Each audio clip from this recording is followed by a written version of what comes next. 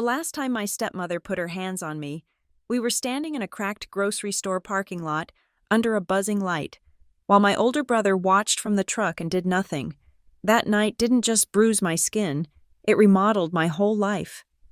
Have you ever had a moment where someone could have stepped out of the truck for you and chose not to? Tell me the city you're listening from, because tonight we're going back to that parking lot together. My name is Camilla Yates. I am 22 years old, and my shift at Bright Nest Furniture ended 10 minutes ago. The smell of wood lacquer and cheap carpet glue, a scent I used to associate with new beginnings, now just smells like stale decisions. It clings to my clothes, a uniform I can't wash out. I clock out, the digital numbers flipping to 8:01 p.m. I push through the heavy glass doors into the humid twilight of Maple Ridge, Ohio. The air is heavy, wet, promising a summer storm that never quite breaks. My shoulders already ache from lifting discount sectionals all day. There it is, the faded beige minivan, a relic from a life before me, squeals as it pulls up to the curb. The sound sets my teeth on edge before the automatic door even groans open. I climb in. The air inside is worse than the air outside. It's thick with silence, with things unsaid for weeks, soured by the smell of old fast food and Lorraine's sharp, floral perfume. She is gripping the steering wheel, knuckles white, eyes fixed forward. She doesn't say hello. She just hits the gas, the van lurching into traffic. We roll past the town square, past the high school football field. Its lights dark. The silence is a living thing, breathing in the space between us, fogging the windows. I brace myself, resting my head against the cool glass. It always comes. "Your father called," she says. Her voice is clipped, surgical. "He's worried about the utility bill." I stare at the cracked dashboard, tracing the geography of its damage. "I paid my share," I say, keeping my voice flat, a technique I'd mastered. "I gave you the cash last Tuesday. $75. "Your share," she scoffs. The word sounds dirty coming from her, like something she found on her shoe. "You think $75 covers the food you eat? The water you use for those long showers? You've been in transition for 6 months. Camila, 6 months since you realized you weren't college material. It's getting old." "I am not in transition," I say, the ice in my voice cracking. "I'm working, and I didn't realize anything. There was no money to go." "Excuses," she cuts me off. She hits the blinker. We aren't going home. We're turning into the Greenland Market Plaza. The parking lot is half empty, buzzing under those awful flickering orange lights that make everyone look sick. "I need milk," she snaps, as if I'd questioned her. I hadn't. I knew this move. This was the public but private arena. She pulls into a spot, but she doesn't kill the engine.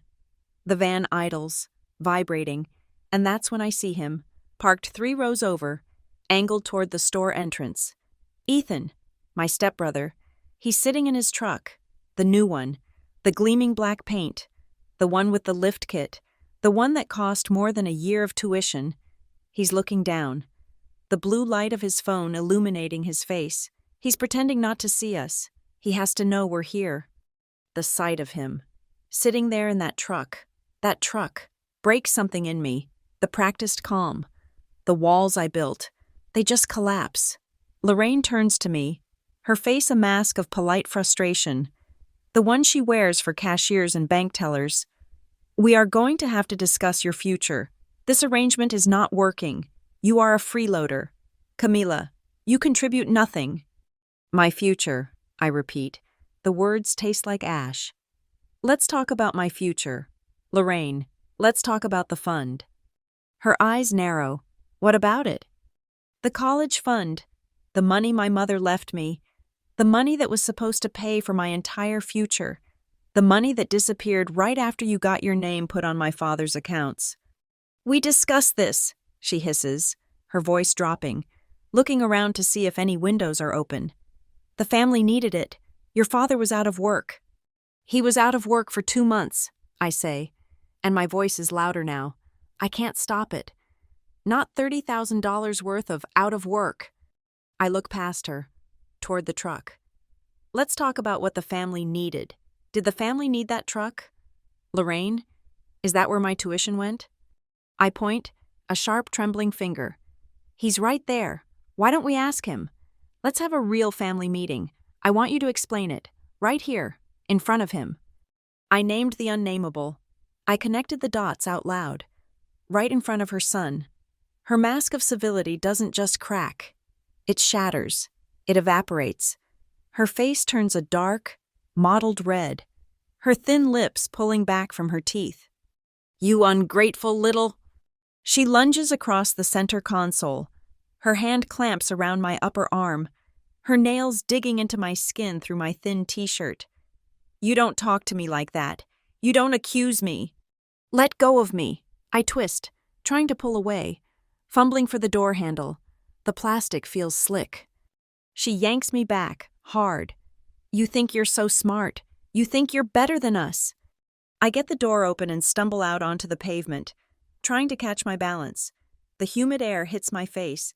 I'm free, for a second, but she's right behind me, out of her door before I'm even upright.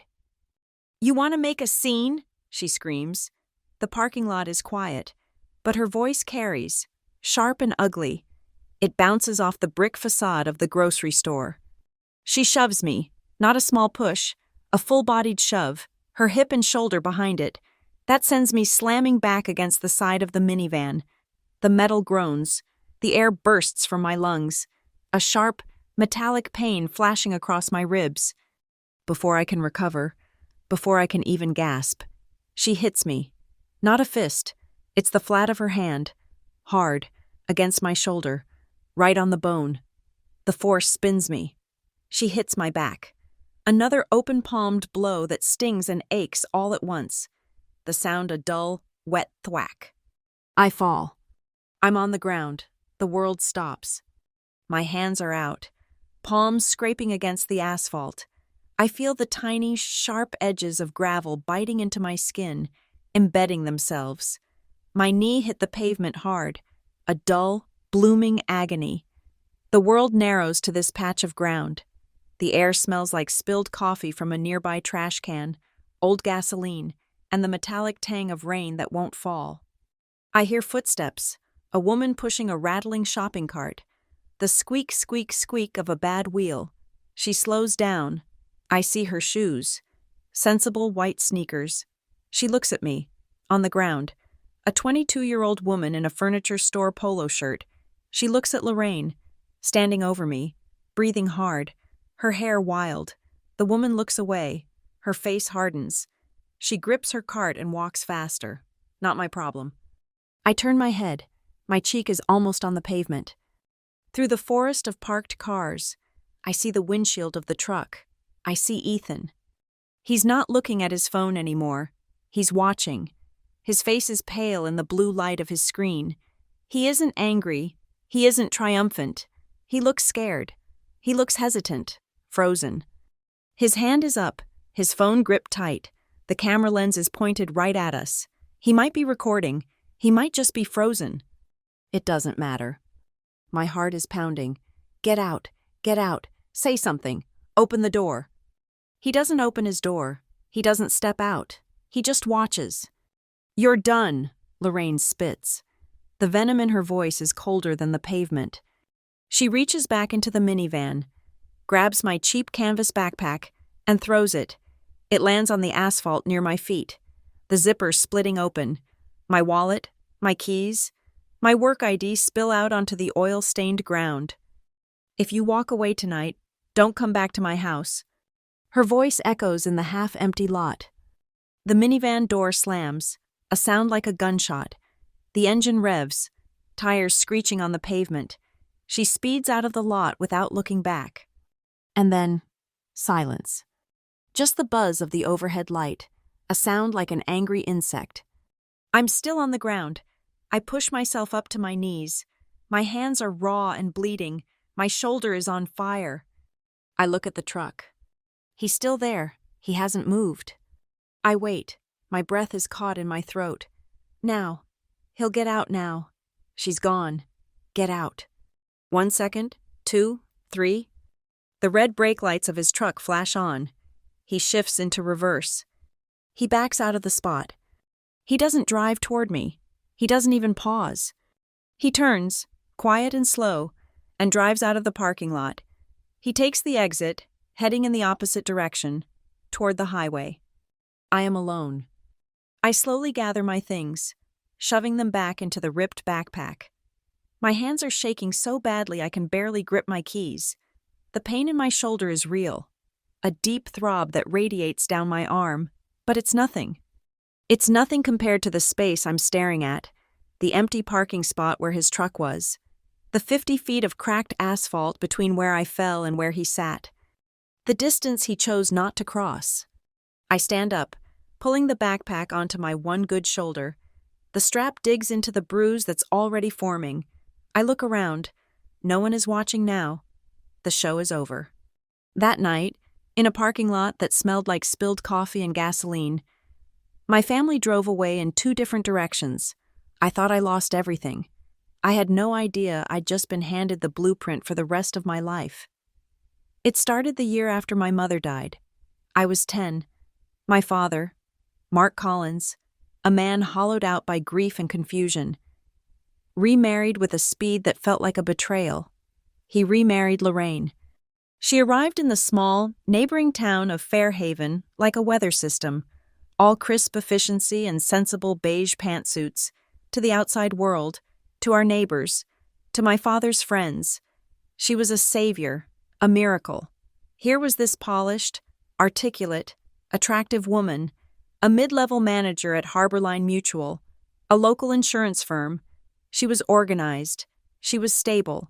She was everything our sad, broken house was not. She was ready to step in, to fix us, to make us whole again.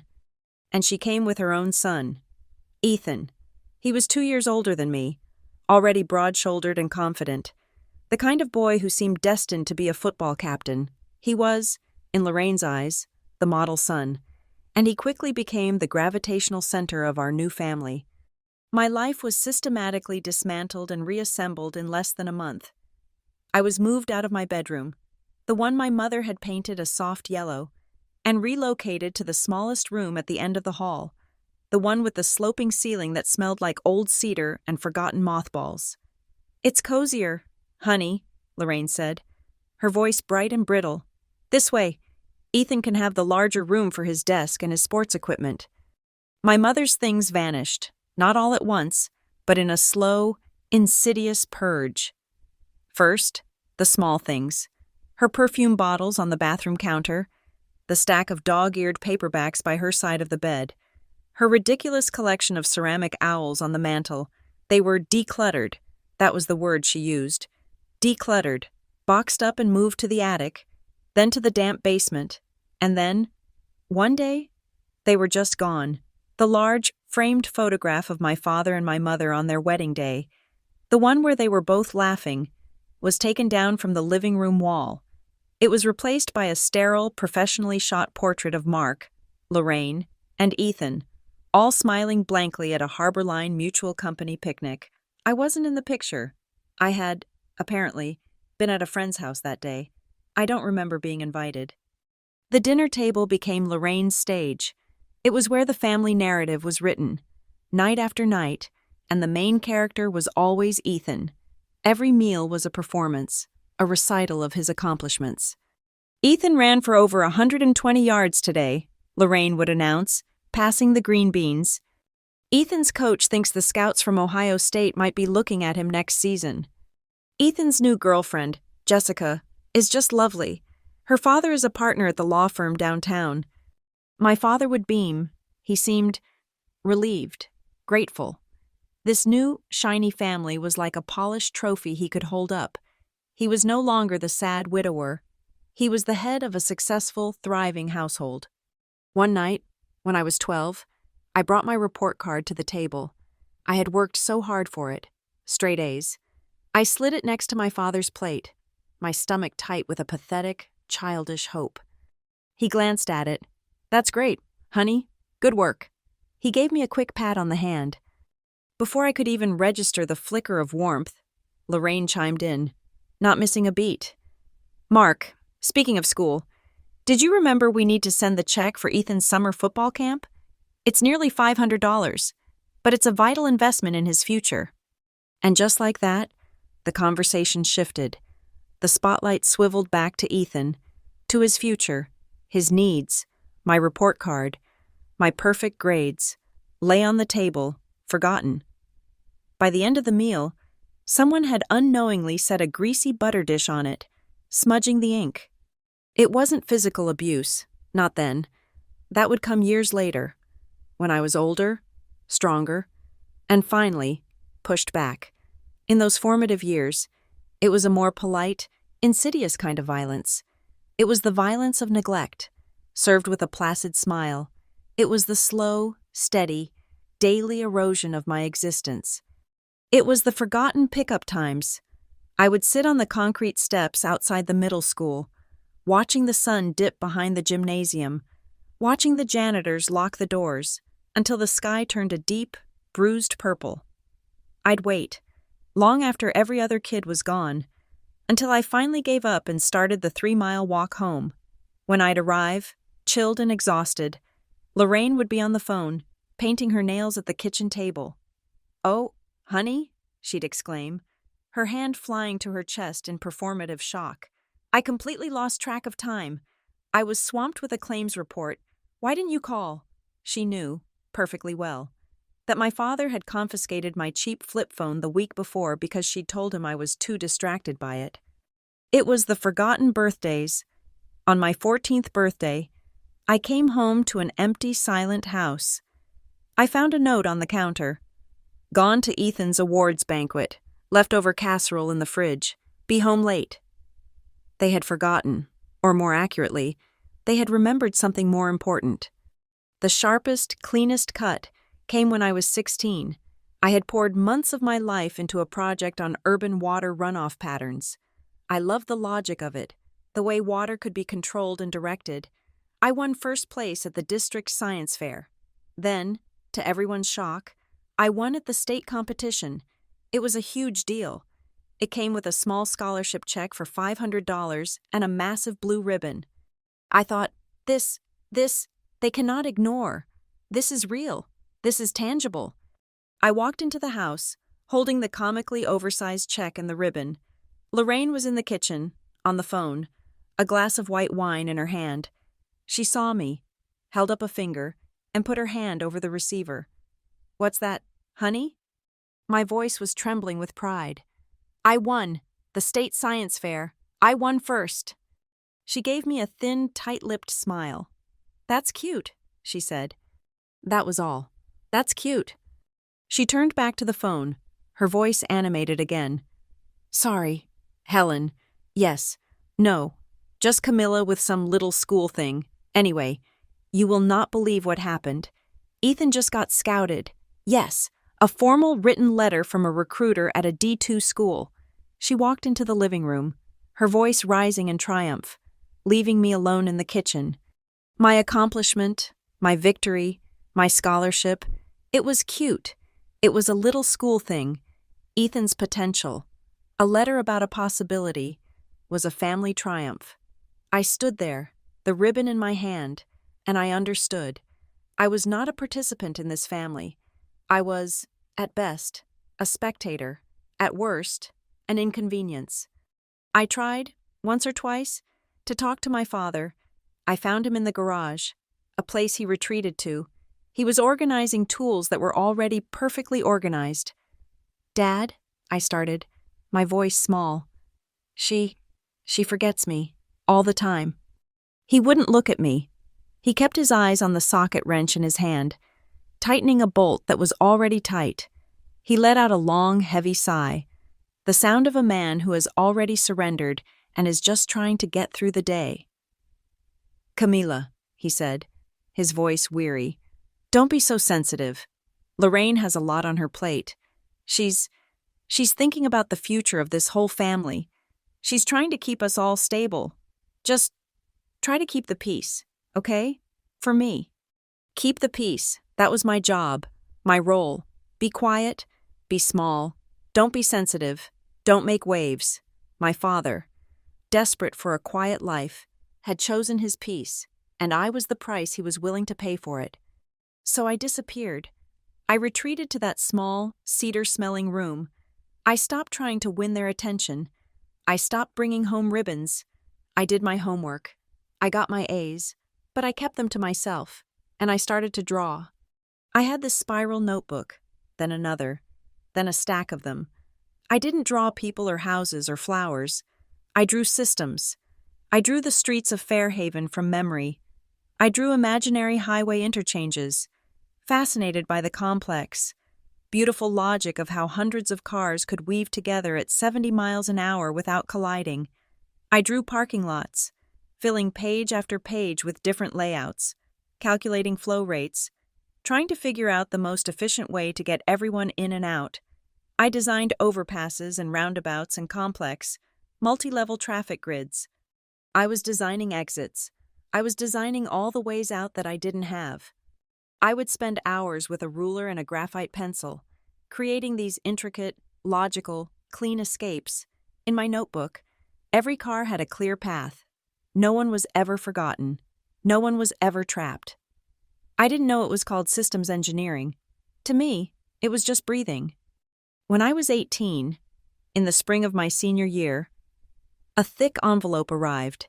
It wasn't from a D2 school. It was from Rockview State University. I had applied in secret, filling out the forms in the school library, using a fee waiver from my guidance counselor. I got in. Not just in. I was accepted into the College of Engineering for the Systems Engineering program, and they were offering me a partial scholarship. I held that letter, the paper heavy and official in my hands. It felt like a life raft, a way out. This was real. This wasn't cute. This was a 4-year degree at a real university. I brought it to the dinner table. This time, I didn't slide it next to my father's plate. I announced it. I got into Rockview State, I said, my voice clear. For engineering, they gave me a scholarship. My father looked genuinely stunned. Well, I'll be, he said, and for a second, I saw a flicker of the old dad in his eyes. Rockview, that's a great school. Camila? Ethan grunted. Engineering? Isn't that like a lot of math? But Lorraine smiled. It was her bright, flawless, Harborline mutual smile, the one that charmed everyone. Camila, that's wonderful. We are so proud of you. Her voice was pure honey. She reached for the letter, her red-tipped nails scanning the page. Her smile never wavered. A partial scholarship, too. Fantastic. She set the letter down on the table, right next to the gravy boat. Of course, she said, her tone shifting, becoming practical, concerned, the one she used when discussing insurance premiums. A partial scholarship still leaves a significant remainder, a very significant remainder, and with the roof needing repairs, and Ethan's tuition, well, the family's finances are very tight right now. She looked at my father, a shared, martyred glance passing between them. But we'll look at the numbers. We'll figure something out. We always do. She picked up the serving spoon. More potatoes, Ethan? She planted the seed, deftly, brilliantly. My victory wasn't a victory. It was a problem. My escape route had just become a family burden. I finished my dinner in silence. Excused myself. I went out to the front porch. The old wooden swing creaking under my weight. Our house was on a hill, overlooking the highway. I-71, a dark river cutting through the Ohio landscape. I sat there for hours, watching the endless stream of headlights, red and white, flowing north and south. They were all going somewhere. They all had a clear path. I gripped the cold metal chain of the swing, the links biting into my hand. One day, I whispered, not to myself, but to the traffic. I won't just be watching the traffic from this porch. I'll be designing where it goes. The deposit slips were in the manila envelope, right where my mother had left them. They were crisp, preserved, tucked inside her old jewelry box, a place Lorraine never bothered to look. The interest statements had stopped coming to the house years ago, which I'd always thought was strange. Lorraine said she'd switched all our accounts to paperless to save the environment. It made perfect sense. Now, sitting under the fluorescent lights of the Fairhaven Community Bank, it made a different, darker kind of sense. My father sat beside me, his knee bouncing, his eyes darting around the lobby. He hated banks. He hated any conversation about money he wasn't initiating, which was all of them. The air conditioning was humming, but I could feel a line of sweat tracing its way down my back. The enrollment deposit for Rockview State was due in 2 weeks. This was it. "Mr. Collins?" "Camilla," said the bank manager. A man named Mr. Henderson. He was polite, his tie perfectly straight. "You had a query about an education fund?" "Yes," I said. My voice sounded thin. I pushed the original trust certificate across the desk. It had my name on it, and my mother's. "This account, I need to know the final balance. I'm going to college." Mr. Henderson smiled, a brief professional flicker. "Congratulations. Let's pull that up." He typed. The clicking of the keyboard was the only sound in the small glass office. My father cleared his throat. "Mr. Henderson's smile faded. He squinted at his screen, clicked his mouse a few more times. He looked uncomfortable. This is account number." "Yes. Okay. Well, the balance is $942. The hum of the air conditioner seemed to rush into my ears, drowning everything else out. "I'm sorry," I said, my voice barely a whisper. "Did you say 900? That can't be right. The last statement I have, it should be over $30,000. "It was at one point," Mr. Henderson said, avoiding my eyes. He was looking at his screen, as if it held a script. "But there have been significant withdrawals over the last 2 years. "Withdrawals?" My father finally spoke, his voice too loud. "What withdrawals? We haven't touched that." "Well, Mr. Collins," Mr. Henderson said, turning his monitor so we could see the transaction history. "It looks like the withdrawals began. Let's see. 26 months ago, a check for $5,000, then another for $3,000. 6 months later, then a series of smaller ones, 400 here, 800 there, and then a very large one, $10,000, about 8 months ago." "Who?" I asked. The word was dry, brittle. "Who took it?" Mr. Henderson looked at my father, then at me, then at the floor. The checks were signed by Lorraine Collins. She was added to the account, along with you, Mr. Collins, as a co-signer, about 3 years ago."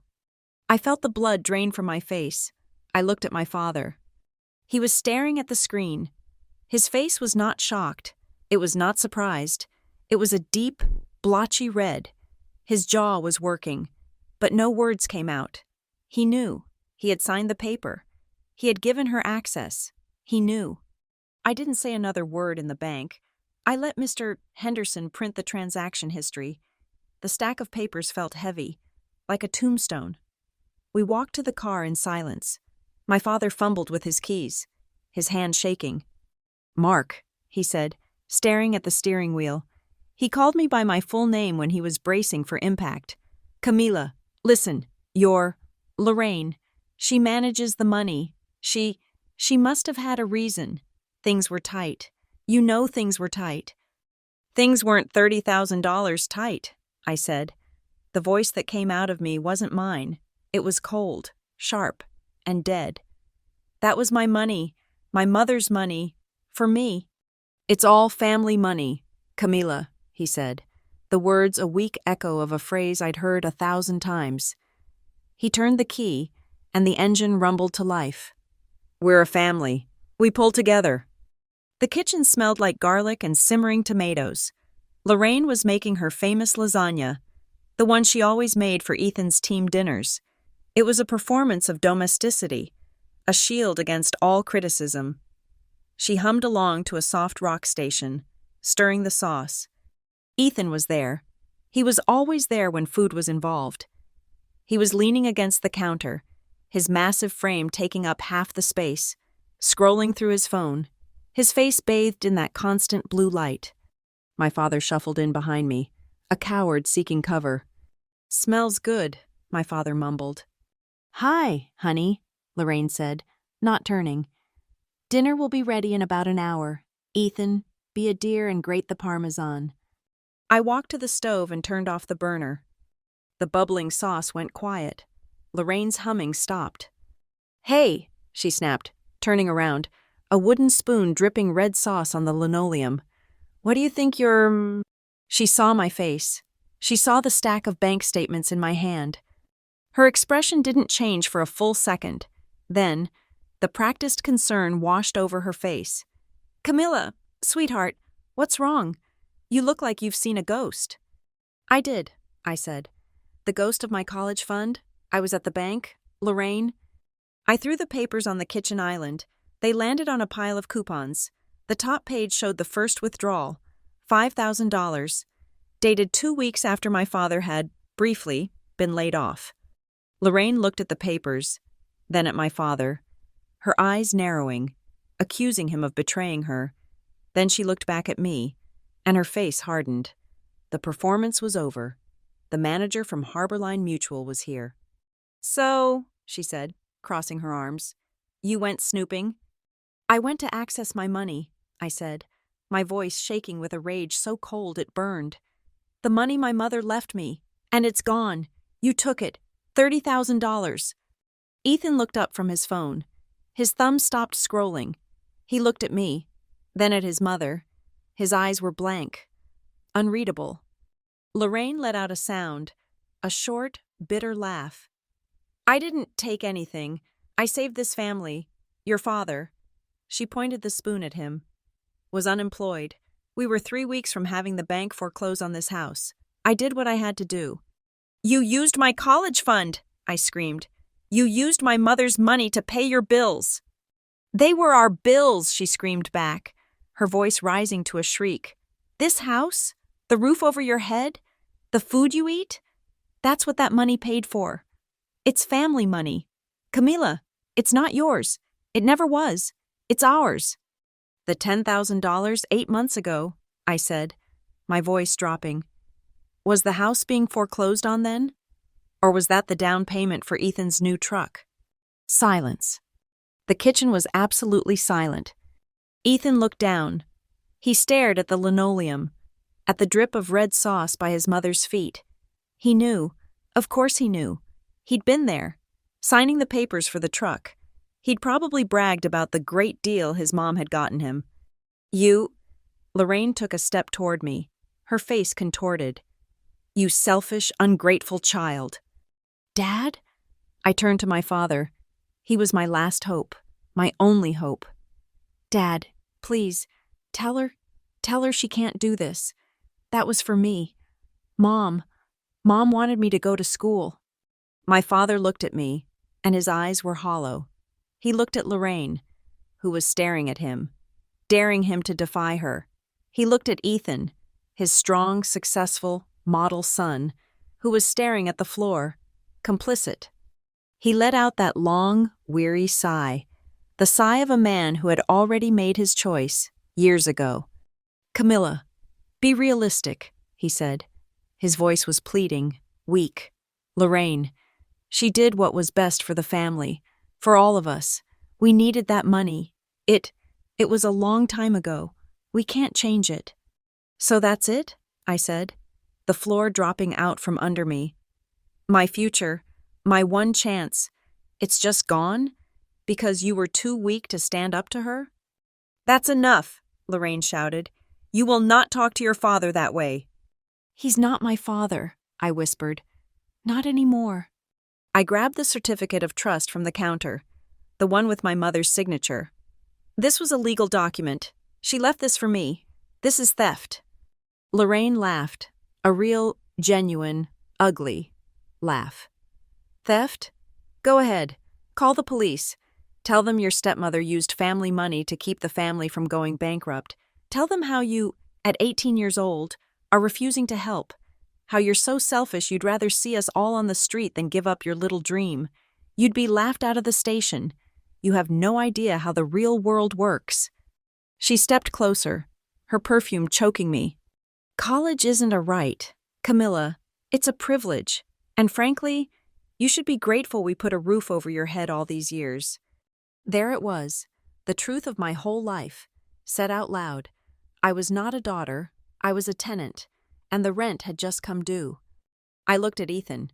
He still hadn't moved. He finally raised his head, just enough to meet my eyes. His gaze flickered, guilt, shame, but underneath it, relief. It wasn't his problem. He finally spoke, his voice a low rumble. You can still stay here.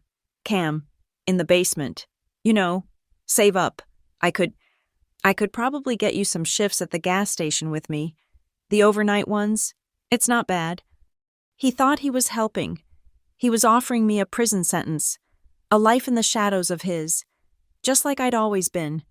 Work at a gas station with him, live in the basement, while he drove around in a truck paid for by my stolen future.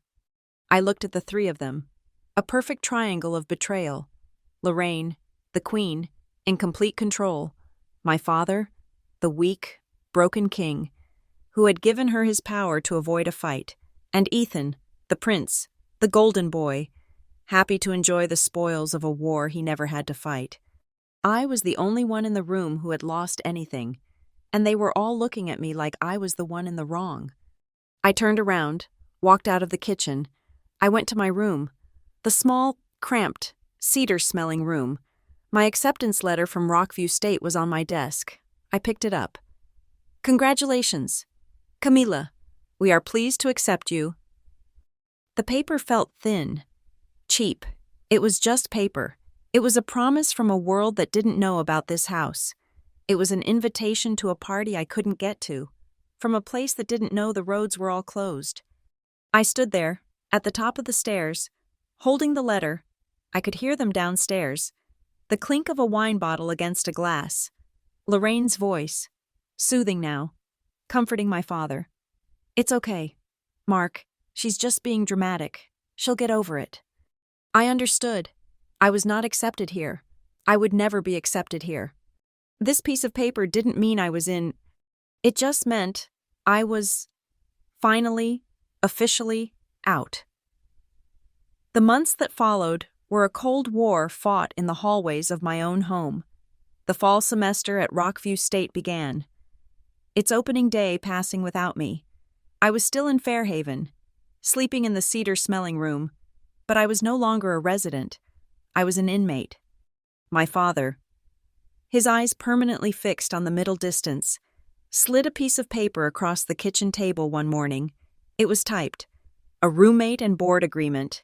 It stipulated that I was to pay $200 a month for the use of premises and contribute an equal share to all utility bills. Lorraine had signed the bottom in her flowing, perfect script, as if she were authorizing a claim at Harborline Mutual. "Just a formality, honey," she'd said, not looking up from her coupon clipping.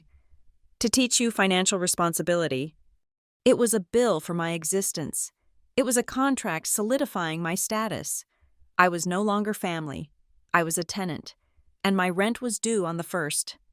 My life compressed into a cycle of smells.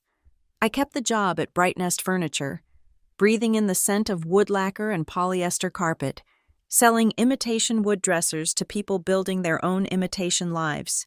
At night, I added a second job, a 6-hour shift at the 24-hour Skillet, a greasy diner off the highway frequented by long-haul truckers. I'd clock out at 2 a.m., my hair and clothes saturated with the smell of burnt coffee and bacon grease. I'd walk the 2 miles home under the humming streetlights, sleep for 4 hours, and get up to sell cheap sectionals again. I was exhausted, a bone-deep, cellular exhaustion. The dream of Rockview wasn't just deferred, it was dissolving, like a photograph left in the sun. After my rent and the utility share were paid to Lorraine, I had just enough left for bus fare and soap. I was treading water in a sea of my own fatigue, and the shore was nowhere in sight. I was home on a rare Tuesday afternoon, my shift at the diner not starting until 6. I was in the bathroom, soaking my aching feet in a tub of hot water, when I heard Lorraine's voice. She was in the kitchen, on the phone. Her voice was light, giddy, the one she used when she was sharing gossip with her friends from the office. "Oh, Helen, you should have seen his face." "Yes, the black one, the quad cab, with the full lift kit." Mark was wringing his hands about the payments. Of course. But I told him, what's the point of having a nest egg if you don't actually use it? I just reallocated that little fund Camilla was so worried about. It was just sitting there, honestly, collecting dust. Better it go to something useful, something Ethan can enjoy right now, before the season starts, you know? She laughed, a light, airy, tinkling sound. Reallocated. The water in the tub went cold. My blood felt like ice. She hadn't just saved the family. She hadn't just paid the bills. She had stolen my future, my mother's last gift, and used it to buy her son a shiny new toy, and she was bragging about it. That was the last thread, the last frayed strand of obligation, or fear, or childhood hope, just snapped. I got out of the tub, my hands shaking. I dried my feet, walked to my room, and found the number for the admissions office. I called Rockview State. I spoke to a woman whose voice was monotone, bored. "Yes, ma'am. You can defer your admission for 1 semester. A second semester deferral. Let's see. Would require a new application. And no, the scholarship offer does not roll over. That stipend would be reallocated." Her word, not mine. Reallocated. I hung up the phone. I knew, with a certainty that was as clean and cold as a knife, that if I did not get out, if I did not fight back right now, I would be smelling like bacon grease and carpet glue for the rest of my life. I wasn't stupid. I wasn't going to have this fight in her kitchen again, where she held all the power, where my father would stare at the floor and Ethan would scroll through his phone. I needed a public space, a place with lights, with people, witnesses, safety. The Greenland Market parking lot. I called her. My voice was a monotone, a perfect imitation of the registrar's. "My shift at Bright Nest ends at 8. I need a ride, and we need to talk about the money." She agreed instantly. Her voice clipped. "Fine, I'll pick you up." She probably thought I was going to be late with my rent. The drive over was silent.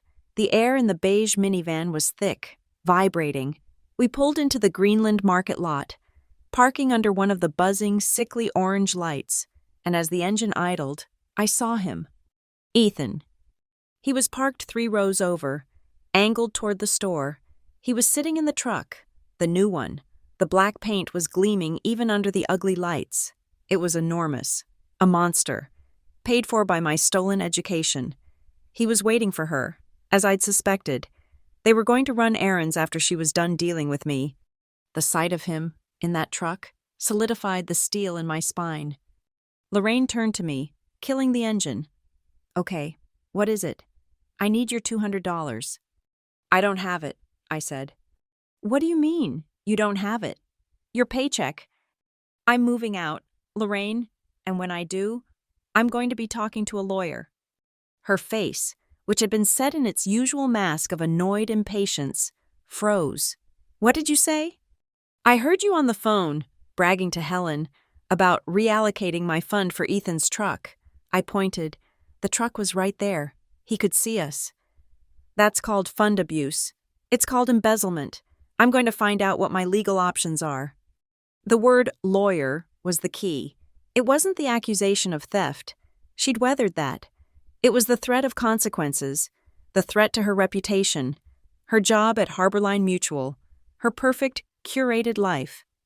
Her mask didn't just crack. It vaporized. Her face turned a dark, mottled red. "You ungrateful little bitch," she hissed, her voice a low snarl. She lunged across the center console, her hand clamping around my arm, her nails digging in. "You don't threaten me. You don't threaten my family."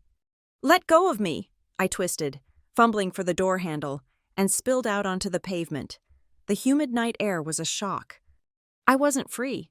She was out of her door before I was even upright. "You want to make a scene?" she screamed.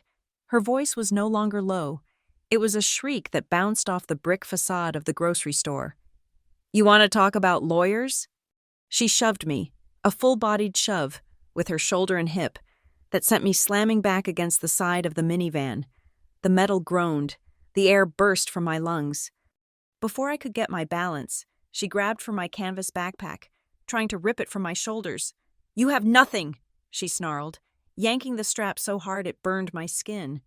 "Everything you have is because of me." "Get off me," I shouted, trying to twist away. That's when she hit me. An open-palmed blow. Hard, against my shoulder blade, spinning me around. Another one landed on my back.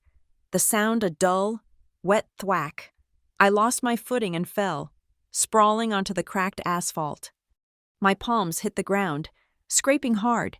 Tiny, sharp pebbles embedded themselves in my skin. My knee slammed into the pavement, a hot, blooming agony. The world stopped. I heard a rattling. Squeak, squeak, squeak. A woman pushing a cart. She stopped. Her eyes, wide over her pursed lips, met mine. I was a heap on the ground. Lorraine was standing over me, breathing hard, her hair wild. The woman looked annoyed, bothered. She broke eye contact, gripped her cart, and hurried away, her sensible shoes clicking. Not her problem. A man fumbling with his keys by his truck paused. He saw us. He saw me on the ground. He quickly jammed his key in the lock, got in his car, and I heard the thunk of the doors locking. The world had seen, and the world had pressed skip. I turned my head, my cheek grazing the dirty pavement, gritty with sand and salt. And I saw him. Ethan. He was watching. He was sitting in the driver's seat of the truck I paid for. His hands were gripping the steering wheel so hard his knuckles were white. He was not looking at his phone. He was looking right at me, on the ground. His face was pale, his mouth a thin line. He was frozen. His foot was on the brake. He was a statue of indecision. 50 feet away. Lorraine saw him watching. She saw the woman hurry away. She saw the man lock his doors. She took a deep breath, visibly pulling her mask back on. She straightened her blouse. Her eyes were pure ice. She kicked my backpack, which she'd ripped from my shoulder when I fell. It skidded across the asphalt, the zipper splitting, spilling my wallet, my keys, my Bright Nest ID. "You're done," she spat. Her voice was low now, final, and it carried in the quiet lot. "You want to talk to lawyers? You want to be an adult? Fine. You walk away tonight. You don't ever come back to my house. You're out. For good." The minivan door slammed, a sound like a period at the end of a sentence. The engine roared. She reversed, tires screeching, and sped out of the lot, leaving a trail of black rubber and exhaust. Silence. Just the buzz of the overhead light, an angry electric insect. I was alone. Except I wasn't. I pushed myself up to my knees, my whole body aching. I looked at the truck. He was still there. He hadn't moved. He was still watching. Now, the thought was a prayer. Get out now. Ethan, she's gone. Get out of the truck. I waited. My breath was caught in my throat. The world was waiting. My heart was pounding. A desperate, stupid drumbeat of hope. Open the door. Open the door. Open the door. The door stayed closed. His red brake lights flashed on, bright in the twilight. He shifted into reverse. Slowly, carefully, he backed the truck out of its spot. He didn't drive toward me. He didn't roll down the window. He didn't even pause. He turned his wheels, and with a terrible, quiet finality, he drove out of the opposite exit, toward the highway, his taillights disappearing into the stream of traffic. I was left alone in the middle of the parking lot. I slowly, painfully, gathered my things, my wallet, my keys, my identity. I stuffed them back into the ripped canvas bag. I sat down, right there on the curb, the rough concrete biting into the back of my legs. I looked at the white-painted line of the parking stall. It was just paint, but it felt like a wall. On one side was home, a place that charged me rent to exist. On this side, This side was just asphalt. The line between having a roof and being homeless was only about 4 inches wide. That night I learned something ugly and clean. Sometimes, the people sitting closest to you in the truck are the farthest ones from ever stepping out for you. I sat on the concrete curb for a long time. The night air was damp. The smell of gasoline and asphalt sharp in my throat. I had $43 and some change in my wallet, a ripped backpack, and a fresh set of bruises.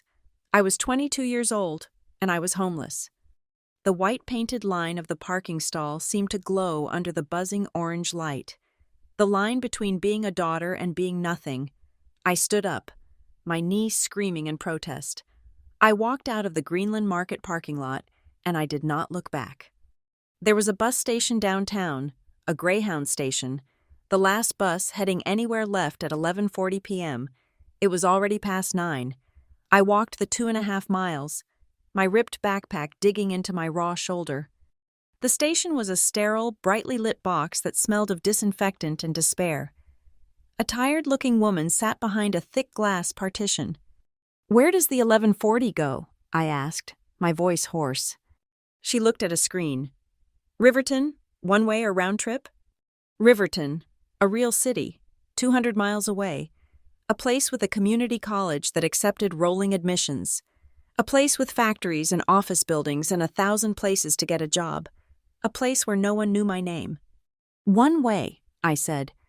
The ticket cost $36. I bought it, along with a bag of stale pretzels and a bottle of water from a vending machine. I had $5.14 left to my name. I sat on a hard plastic chair, my backpack in my lap, and waited for 2 hours, flinching every time the door opened, terrified that Lorraine or my father or even Ethan would come looking for me. No one came. I slept on the bus, my face pressed against the vibrating, cold glass, and woke up in a different world. The Riverton bus terminal at 3 a.m. was even more desolate than the one in Fairhaven. I had nowhere to go, so I stayed. I found a corner in the waiting area, put my head on my backpack, and pretended to be waiting for a connection. I stayed there for 2 days, washing my face in the metallic-smelling water of the ladies' room, living off the pretzels and sipping water from the fountain. On the 3rd day, a security guard gently prodded my foot with his nightstick. "You can't live here, kid, connection or not. You gotta move." I moved. I walked into the city. Riverton was all concrete and glass. A city built on old steel money. It was loud and dirty and completely indifferent to me. I found a bulletin board at a laundromat, covered in handwritten index cards. "Room for rent, female, must be quiet, share utilities." The address was in a part of town the bus had sped through. The building was old brick, smelling of damp plaster and boiled cabbage. The landlady, a woman with a face like a dried apple, took my first and last month's rent. I didn't have it. "I can give you $40, I said, holding out my last 4 remaining $10 bills, which I'd earned from a day labor gig I'd found, unloading a truck. "I can pay the rest on Friday. I'm a hard worker." She looked at the money, then at me. Maybe she saw the desperation. Maybe she just needed the room filled. She took the cash. $200 a month, not including utilities. You'll be with Marta and Trish. You're on a cot in the living room. You're late. You're out. No guests, no noise. The room was small, but it was a roof. Marta and Trish were ghosts. They both worked the night shift at the hospital. I worked the day shift, looking for any job that paid cash. We were 3 women living in the same tiny space, communicating only through angry sticky notes on the refrigerator. "Your milk. My soap. Pay utilities." I found a job, the kind of job you get when you have no address, no references, and a visible need. I became a parking garage attendant. The Prentice Tower was an old 20-story block of concrete downtown. My job was to sit in a glass and cinder block cabin from midnight to 8 in the morning. The cabin was tiny, just big enough for a stool, a small electric heater that smelled like burning dust, and a cash drawer. I was a human toll booth. I took tickets. I took cash. I made change. I watched the city's late shift workers, the cleaning crews, the hospital residents, the lonely insomniacs, file out of the garage. It was the loneliest job in the world. Just me, the hum of the fluorescent bulb, and the rumble of engines in the concrete canyon of the garage. But after a few weeks, I stopped being lonely, and I started watching. The garage wasn't just a garage, it was a system, a badly designed one. I started seeing the patterns.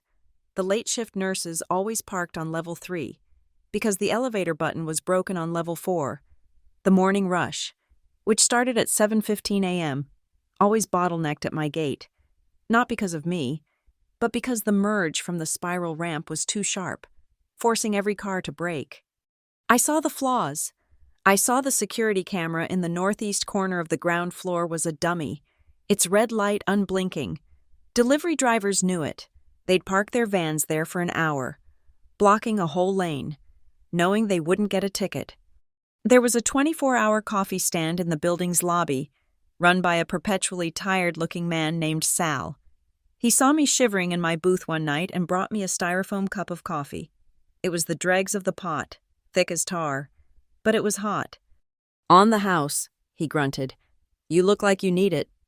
He kept bringing me coffee, and one night, he saw me squinting at my beat-up laptop, trying to get a signal from the weak city Wi-Fi. "Here," he said, sliding a napkin through the payment slot. "That's our password. Don't tell the boss, and don't be streaming movies. You'll slow down the credit card machine." That night, my world changed. I had my cabin, I had power, I had my laptop, and I had internet. I took out a spiral notebook, the only thing I'd bought besides food, and I started drawing again. I wasn't drawing fantasy highways anymore. I was drawing the Prentice Tower parking garage. I drew its flow. I drew the bottleneck at the ramp. I drew the blind spot where the vans parked. And then, I started to redesign it. I sketched a new lane, using traffic cones, to separate the nurses on level 3 from the early bird office workers. I drew a diagram for moving the payment kiosk before the faulty merge. I wrote a note. Fix camera, or make corner, delivery zone, charge fee. I scraped together the $70 application fee for Riverton Community College. I enrolled, using my coffee stand Wi-Fi. I signed up for 2 classes, both in the afternoon, Calculus 1, and Introduction to Urban Traffic Engineering. I slept for 4 hours between my shift ending at 8 a.m. and my first class at 1 p.m. I lived in a fog of caffeine and exhaustion, but I was alive. My professor, Dr. Morales, was a man with no time for nonsense. He was sharp, practical, and his shirt was always wrinkled.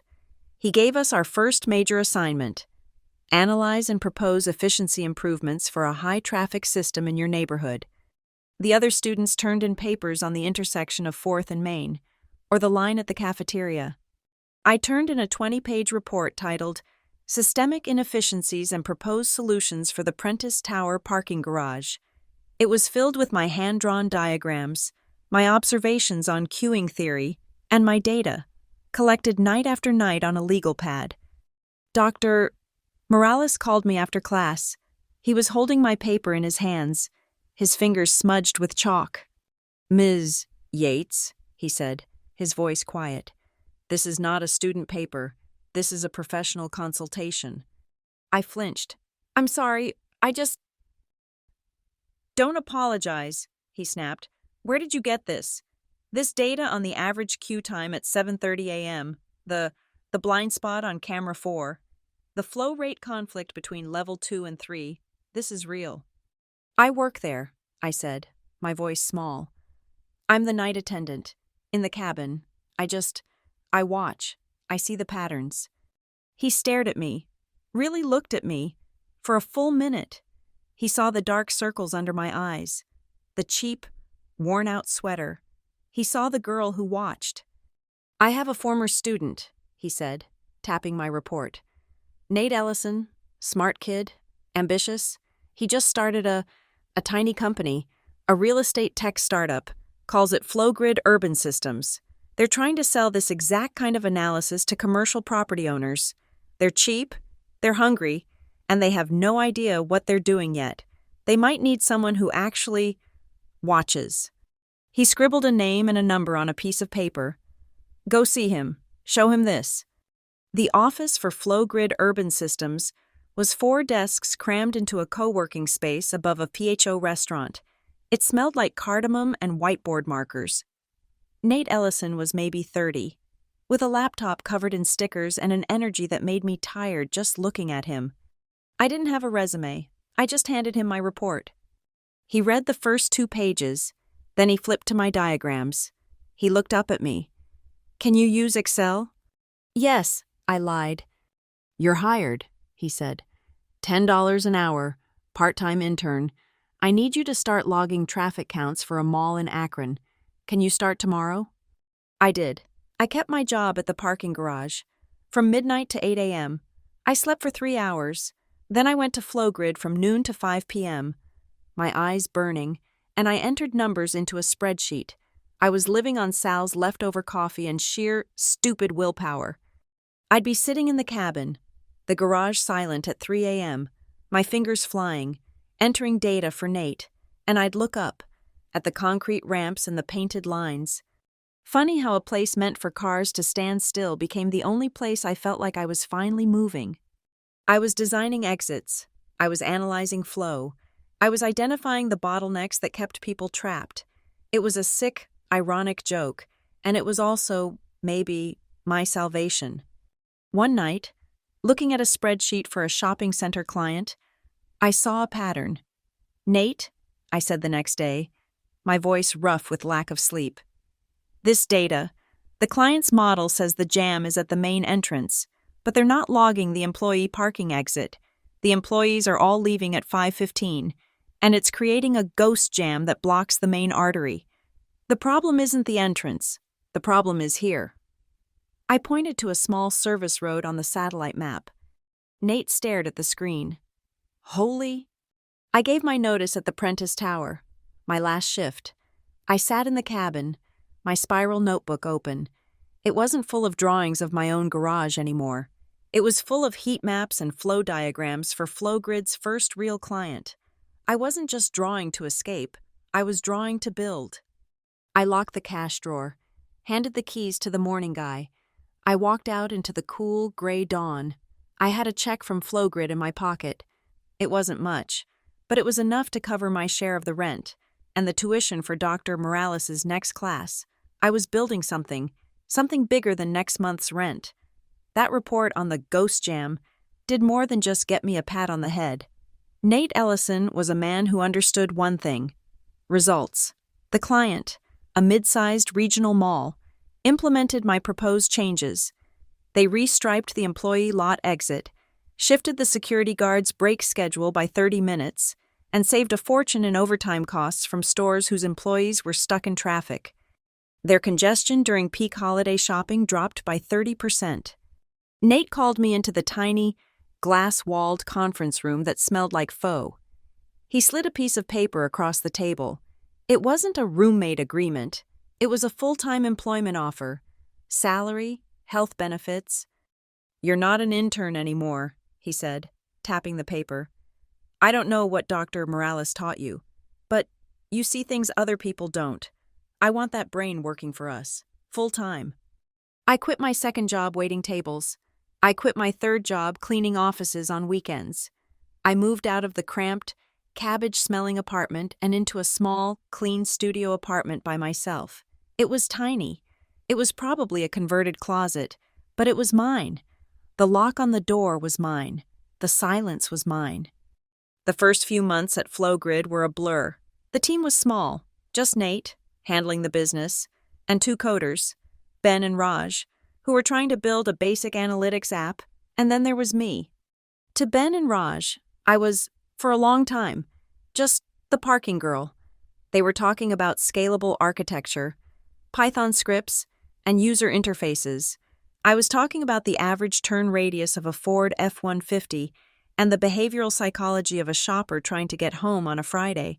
They looked at me like I was a different species. Nate, why is she in a code review? I heard Ben ask one day, when he thought I was out of earshot. She's She's an analyst. She's the only one here who understands the actual problem, Nate shot back, his voice tight. You guys are building a car with no engine. She is the engine. Now shut up and listen to her. They listened, reluctantly. I didn't know how to write Python, but I knew Excel. I knew it better than I knew my own face. I started building a model. It began as a massive, sprawling spreadsheet, a monstrosity of if-then statements, VLOOKUPs, and complex, nested macros. It was built on every observation I had ever made, every night in the Prentice Tower, every frustrated driver I had watched, every pattern I had seen in the data. If time is 5 p.m. and day is Friday, and user type is employee, then exit preference is Southgate. If Southgate queue exceeds 12 vehicles, then average wait time increases by 400%. It was a primitive, clunky simulation of a parking lot. It was a digital map of the inside of my head. I showed it to Nate. I ran a simulation for a client we were pitching. See? I said, pointing to the screen, where my conditional formatting was turning cells bright red. If they build the new store entrance here, like they plan, they're going to block their own loading bay. The whole system will seize up by 10 a.m., but if they move it just 50 feet to the west and create a dedicated delivery lane, watch. I changed one variable. I reran the macro. The screen flooded with green. Nate just stared. What is this? I call it a lot logic model, I said, shrugging. Lot logic, Nate said, his eyes gleaming. That's what it is. It's lot logic. We used it to pitch our next client, Freshway Centers. They weren't a regional mall. They were a massive, statewide supermarket chain with hundreds of locations, all of them plagued by dysfunctional, congested parking lots that were driving customers to their competitors. We weren't in the co-working space anymore. We were in a high-rise boardroom, 20 floors up, overlooking the Riverton skyline. The table was polished mahogany. The coffee was served in ceramic cups, and the men in suits across from us looked like they could buy and sell our entire company with their lunch money. Nate was smooth. He had his PowerPoint. He was talking synergy and optimization and customer experience. I was just there to click the slides. Then the VP of Operations, a hawk-nosed man named Garrett, held up his hand. This is all very impressive, son, but my problem isn't synergy. My problem is that I have 300 stores, and at 5 p.m. on a Friday, every single one of them is a nightmare. My customers are angry. My supply trucks are stuck in the lot, and I'm losing money. What can you do? Nate took a breath. Camilla, show him. I plugged in my laptop. The projector lit up, not with a sleek slide, but with my ugly, beautiful spreadsheet model. This is your flagship store in Columbus, I said, my voice shaking. This is the data we collected. You have a 38% queue-out failure at peak hours. It's not because you're busy, it's because your employee entrance and your main customer exit share the same artery, and your loading bay, it's designed for trucks from 1980.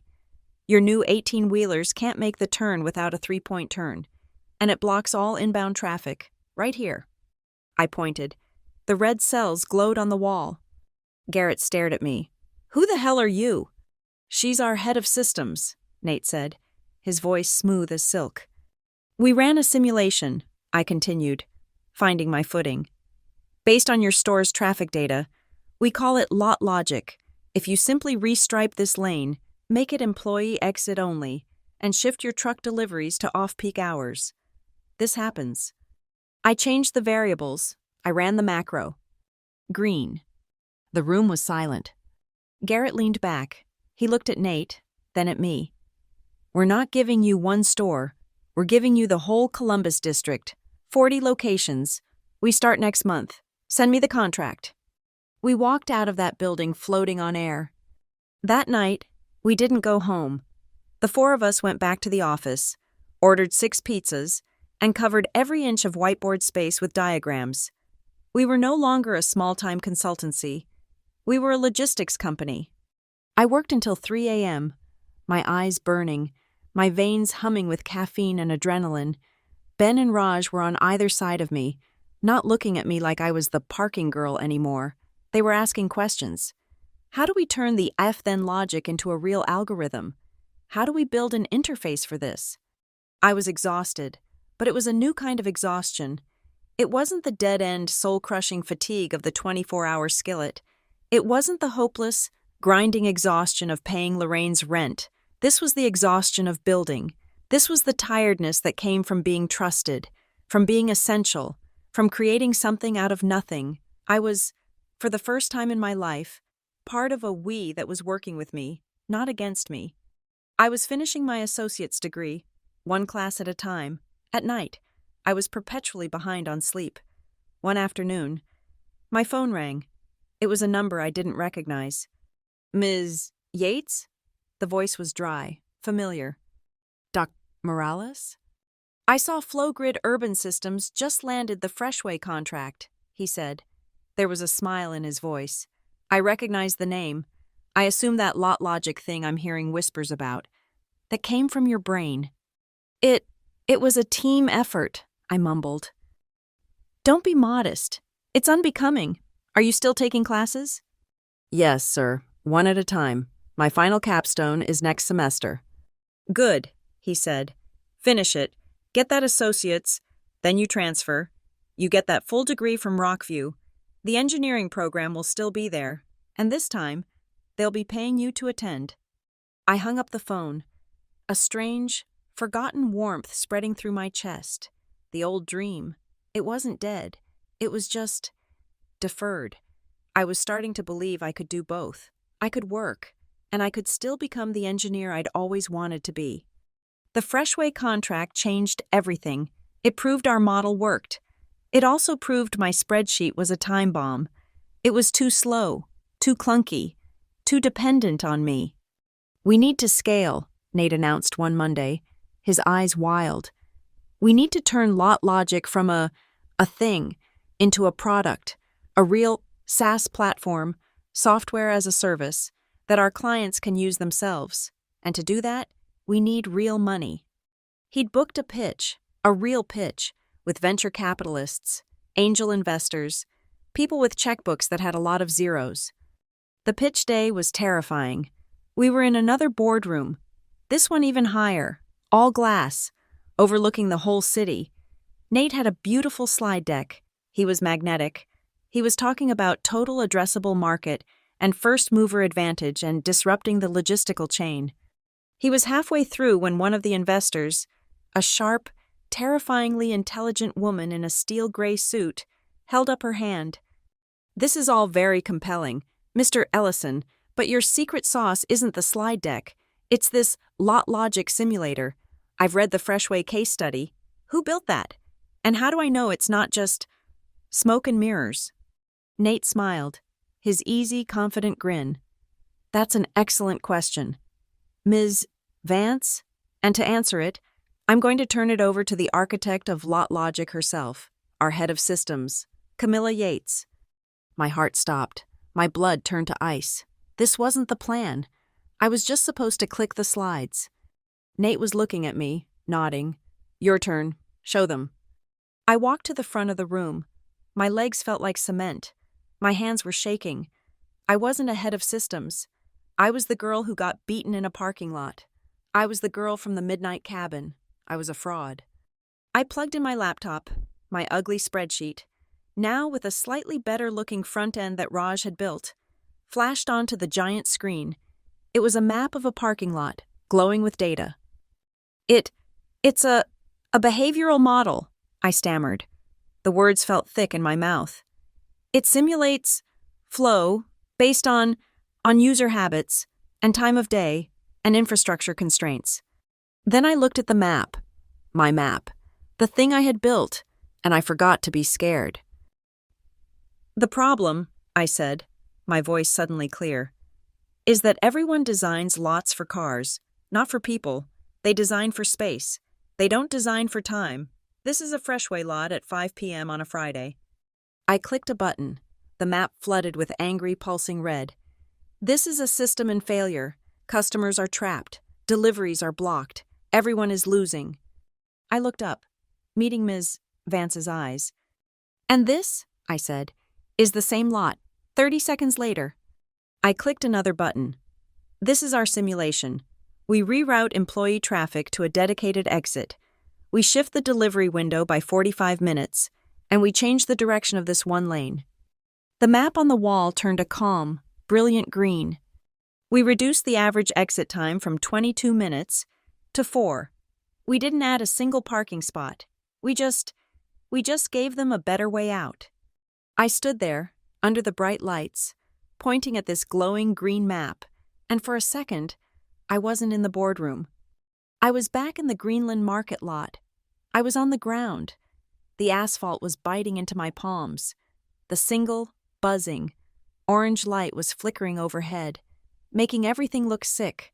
I saw the cracked white line. I saw the 50 feet of pavement to Ethan's truck. A system in failure. A bottleneck with no exit. I must have paused. Nate looked at me. A flicker of concern. I took a deep breath, and I looked back at the investors. The problem, I said, my voice quiet but caring in the silent room, is almost never about space. It's about flow. It's about making sure everyone has a clear, logical, and safe path to where they need to go. They wired the money 3 days later, a seed round, $500,000. The condition? FlowGrid would become a tech company, and LotLogic would become our flagship SaaS product. Nate took the whole team to a bar. The first real celebration we'd ever had. We were loud, obnoxious, and drunk on cheap beer and victory. As the night wound down, Nate slid a leather-bound folder across the sticky table. "This isn't a $10 an hour gig, Camilla," he said, his voice serious. "And it's not just a salary anymore. This is real." It was a new contract, Director of Systems Engineering, and on the last page, a section that made my breath catch. Is this? 2%, Nate said, tapping the paper. Equity, ownership. You're not just an employee. Camilla, you're a founder. This company, this product, it existed in your brain before it existed anywhere else. This is yours. I picked up the pen. My hand was shaking. I thought of the roommate agreement Lorraine had forced me to sign. I thought of the bank statements, the withdrawals, the money that had been taken. I signed my name, Camilla Yates. It was the first document I had ever signed that wasn't about what I owed. It was about what I had built. I looked up, past Nate, through the bar window, at the traffic streaming by, red and white lights in the dark. I thought of my laptop screen, back at the office, covered in maps, covered in green. For the first time, I wasn't just trying to find a spot, I was building the whole lot. The next 5 years weren't a blur. They were a build. FlowGrid went from a 4-person startup smelling like pho to a 70-person tech company with an entire floor downtown. We had an espresso machine that cost more than my first year's salary. LotLogic, my ugly, beautiful spreadsheet, was rebuilt from the ground up by Ben and Raj. It was now a sleek, powerful SaaS platform. It was fast, it was predictive, and it was our engine. We weren't just fixing parking lots anymore. We were managing logistics for hospitals, optimizing shipping hubs for distribution centers, and designing ingress/egress systems for entire sports stadiums. I finally finished my degree from Rockview. Slowly, painfully, one online class at a time, until I had a framed Bachelor of Science in Systems Engineering hanging on my clean, white apartment wall. My title at FlowGrid was no longer Head of Systems, it was Director of Systems Engineering, and I had a team of 12 analysts reporting to me. My past was a locked box. I had not spoken to my father, Lorraine, or Ethan in, it must have been 7 or 8 years. Not since that night. I'd never returned. I'd never called. They, in turn, had never reached out. I had been erased, and I had, in turn, built a new world from scratch. It was a Tuesday morning, a pipeline review meeting. Our head of sales, a woman named Jess, was running through the new leads for the quarter. "Okay, next," A small market lead, probably Tier 4, but it's a distressed asset. Fairhaven Plaza in Fairhaven, Ohio. My fingers stopped typing. I didn't look up from my laptop. I just stopped. My breath caught, just for a second, in my chest. Fairhaven, a name I hadn't heard spoken aloud in years. It's a dying strip mall, Jess continued, clicking to the next slide. The anchor tenant, a grocery store called Greenland Market, is barely hanging on. The whole plaza is a mess. The client is a small property management firm, Maplecrest Holdings. They're underwater, desperate. They think a customer experience overhaul will help them avoid default. I kept my eyes on my screen. My heart was pounding, a low, heavy drumbeat against my ribs. Greenland Market. The deal is tiny, probably not worth our time, Jess was saying. We should probably pass this to a local consultant and… Send me the file, I said. The room went quiet. Jess paused. Camila? It's a $60,000 contract. Maybe your time is worth more on the new airport pitch. I want to see the prelim data, I said, my voice flat, calm. Send me the asset file. Nate looked at me from across the table, his eyebrows raised. He'd learned to trust my hunches. Send it to her. The email chimed in my inbox a second later. I opened the attachment. The first file was a satellite photo. And there it was. My stomach dropped. It was like looking at a photograph of a wound. The shape of it was burned into my brain, a permanent scar. The long, rectangular building of the Greenland Market, the sprawling, cracked, oil-stained asphalt, the exact spot where the minivan had been parked, the row 3 over, where the truck had been, the exit Lorraine had used, the opposite exit Ethan had taken. It was all there. A perfect, high-resolution map of the worst night of my life. I clicked to the next file, the client brief, Maplecrest Holdings. I scrolled down, past the financials, past the property specs. I got to the contact sheet. Client-side contacts. There he was. Local operations manager, Ethan Collins. The name just sat there on the screen. It didn't leap out. It didn't sting. It just landed, heavy, solid, a fact. My brother, the boy who had watched from the truck. He wasn't a golden boy football star anymore. He was the local operations manager of a failing strip mall. The prince was now the caretaker of a crumbling, bankrupt kingdom. I felt nothing. Not triumph, not anger, not a thirst for revenge. Just a deep, cold, clean click. The sound of a final gear locking into place. I closed my laptop. I'll take it, I said. Nate followed me out of the meeting. Camilla, seriously, Fairhaven? It's a waste of your talent. Let one of the junior analysts cut their teeth on it. It's not about the money, I said, turning to face him. It's a perfect test environment. Depressed suburban market, aging infrastructure, highly skeptical, low-income user base.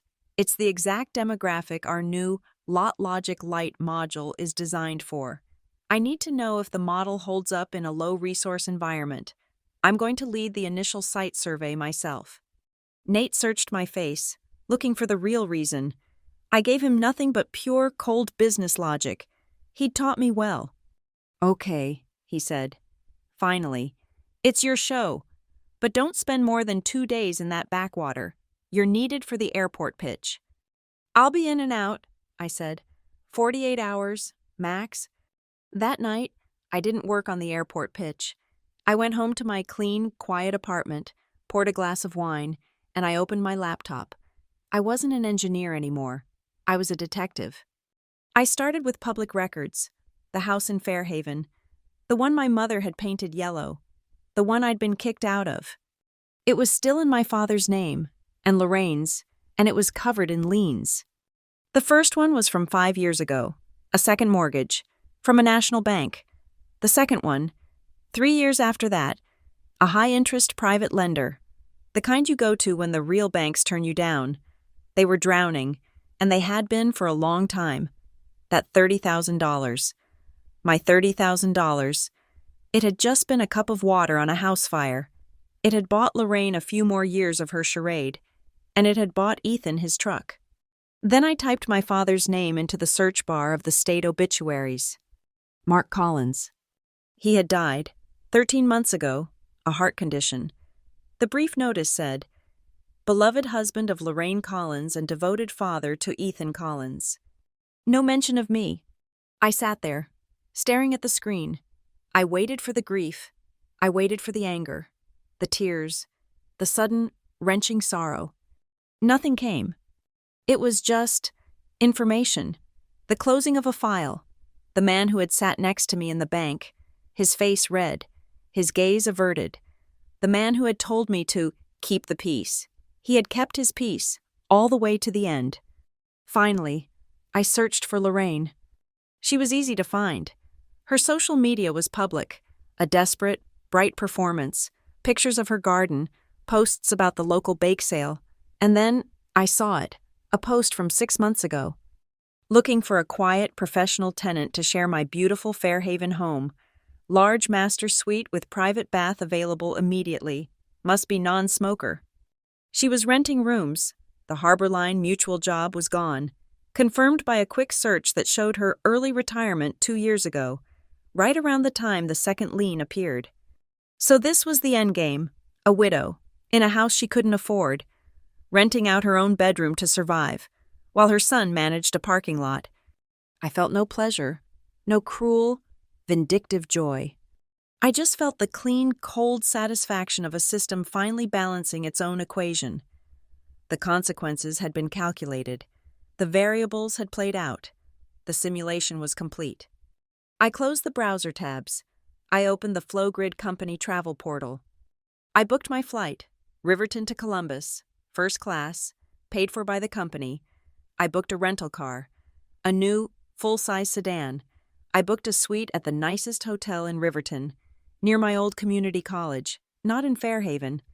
I packed a small, expensive leather carry-on, a neatly pressed suit, my company laptop, my measurement tools. I wasn't the girl with $43 and a ripped backpack, buying the cheapest bus ticket to anywhere. I wasn't going back as a daughter. I was going back as a consultant, with a signed contract and the master plan for the same parking lot that once spat me out. The plane began its descent, banking hard over the flat, familiar grid of central Ohio. I looked out the window. Down below, I could see the dark ribbon of I-71, the highway I used to sit on the porch and watch for hours, dreaming of escape.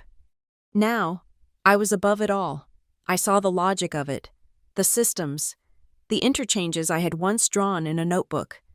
And there, off the wing, as we dropped through the clouds, I saw it, a tiny, insignificant-looking strip mall, a patch of gray asphalt in a sea of green. The Greenland Market parking lot.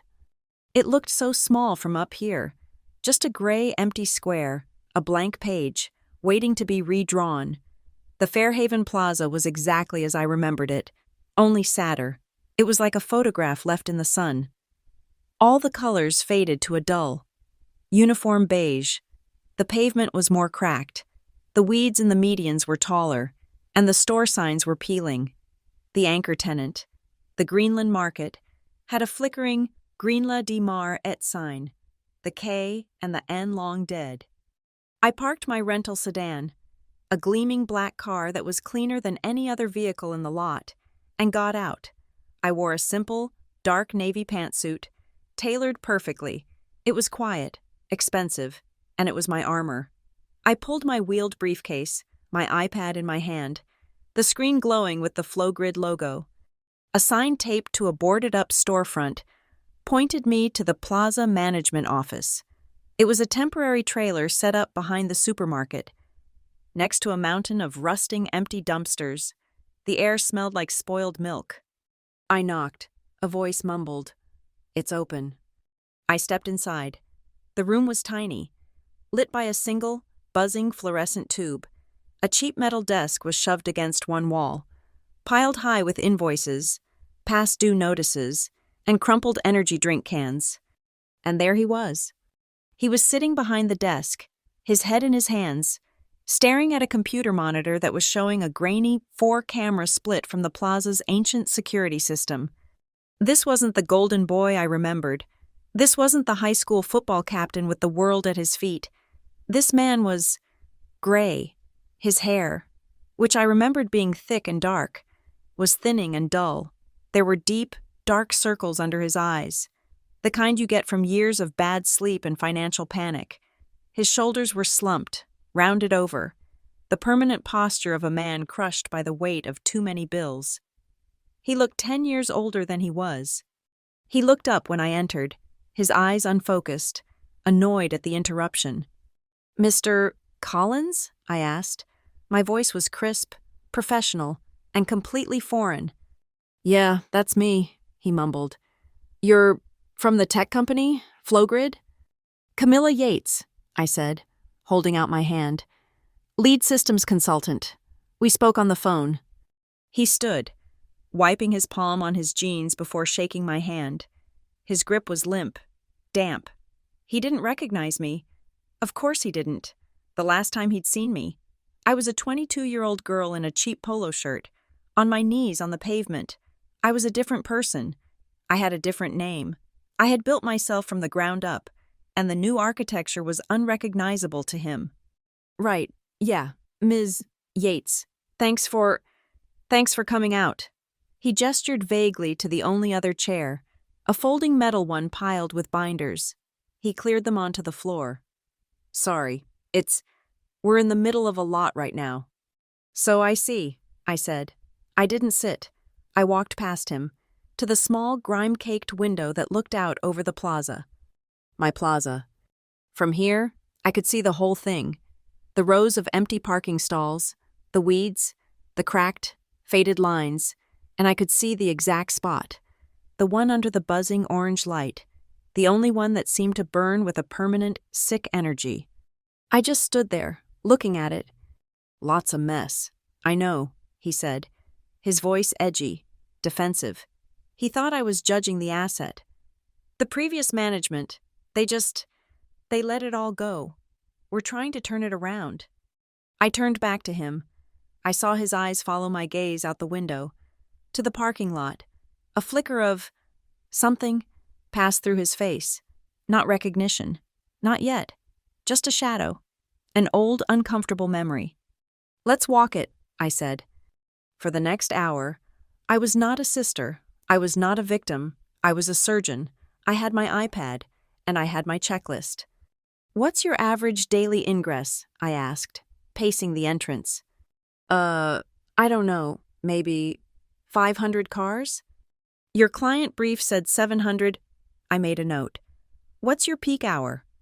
5 p.m., after the high school lets out." "Okay, let's talk incidents." We were standing near the main entrance to the Greenland Market. "How many customer complaints of vehicle gridlock have you logged in the last quarter?" "Logged?" He laughed, a dry, bitter sound. "Lady, they just yell at me. I don't write it down. Maybe 10 a week?" "I'll put down 12, I said, tapping the screen. "Any accidents? Fender benders?" "A few. Here, mostly," he pointed. "This lane. People cut across from the pharmacy. It's a bad angle." "It's not the angle," I said, not looking up. "It's a non-delineated, multi-directional flow path. There's no channelization. You're inviting conflict." He was just staring at me. "Right, yeah. Channelization." I walked, my heels clicking on the broken asphalt. I walked the perimeter. I noted the dead-end service road. I noted the overflowing trash bins. I noted the 2 non-functioning light poles. And finally, I stopped. At the spot, I just stood there, my feet planted on the oil-stained patch of pavement where I had fallen. Ethan had followed me, a few steps behind, like a confused dog. He stopped when I stopped. "This light," I said, pointing up. The orange bulb was still buzzing, even in the daylight. "This one's flickering. It's been flickering for a long time, hasn't it?"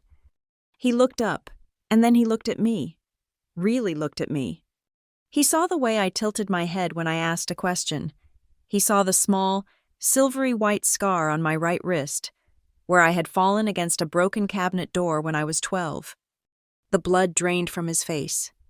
It was not a cinematic, slow-motion aha moment.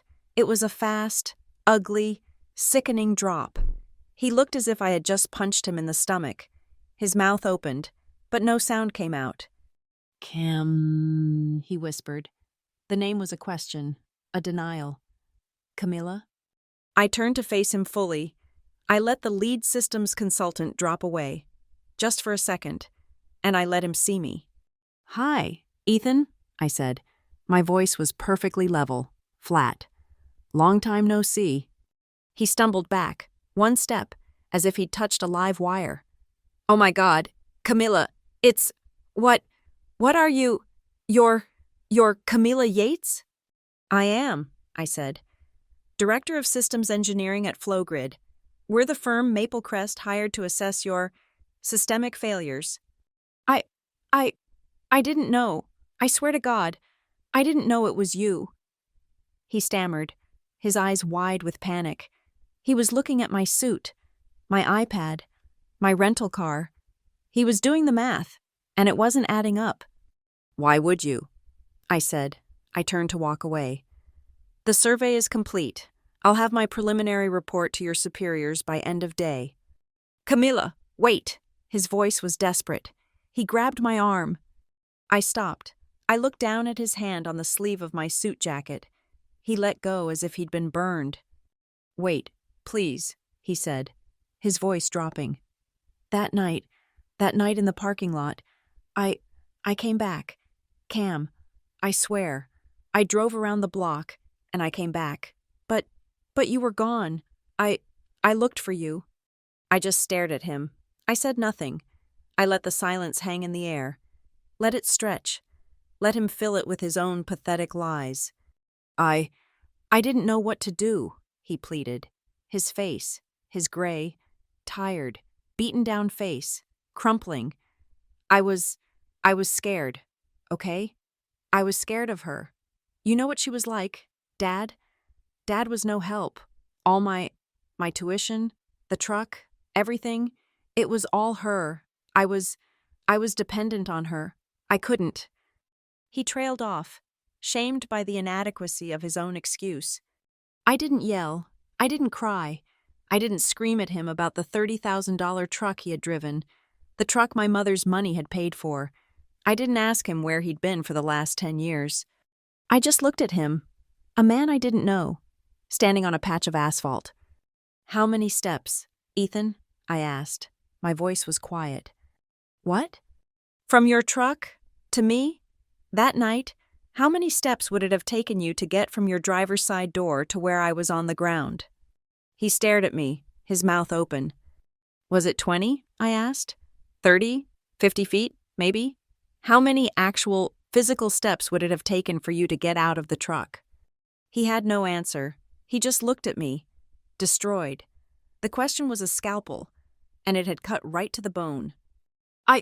He choked out. I filmed it." My stomach went cold. "You what?" "I filmed it," he whispered, his eyes on the pavement, his face burning with a decade of shame. When she shoved you and hit you, I had my phone, I pointed it, I recorded the whole thing, the audio, everything. Her screaming, her kicking your bag. You filmed it," I repeated, the words tasting like poison. "And you just sat there. You sat there, and you filmed it." I kept it," he said, his voice frantic, desperate for me to understand. I thought, if she tried to blame you, if she told the cops you attacked her, I'd have it as proof. I kept it to protect you." "To protect me," I said. The words were dead. "You didn't step out of the truck. You didn't yell. You didn't honk the horn. You didn't call the police. You gathered evidence, and then you drove away." "I didn't know what to do with it," he cried. I kept it. I put it on a drive. I don't know why. I don't know why I kept it all these years."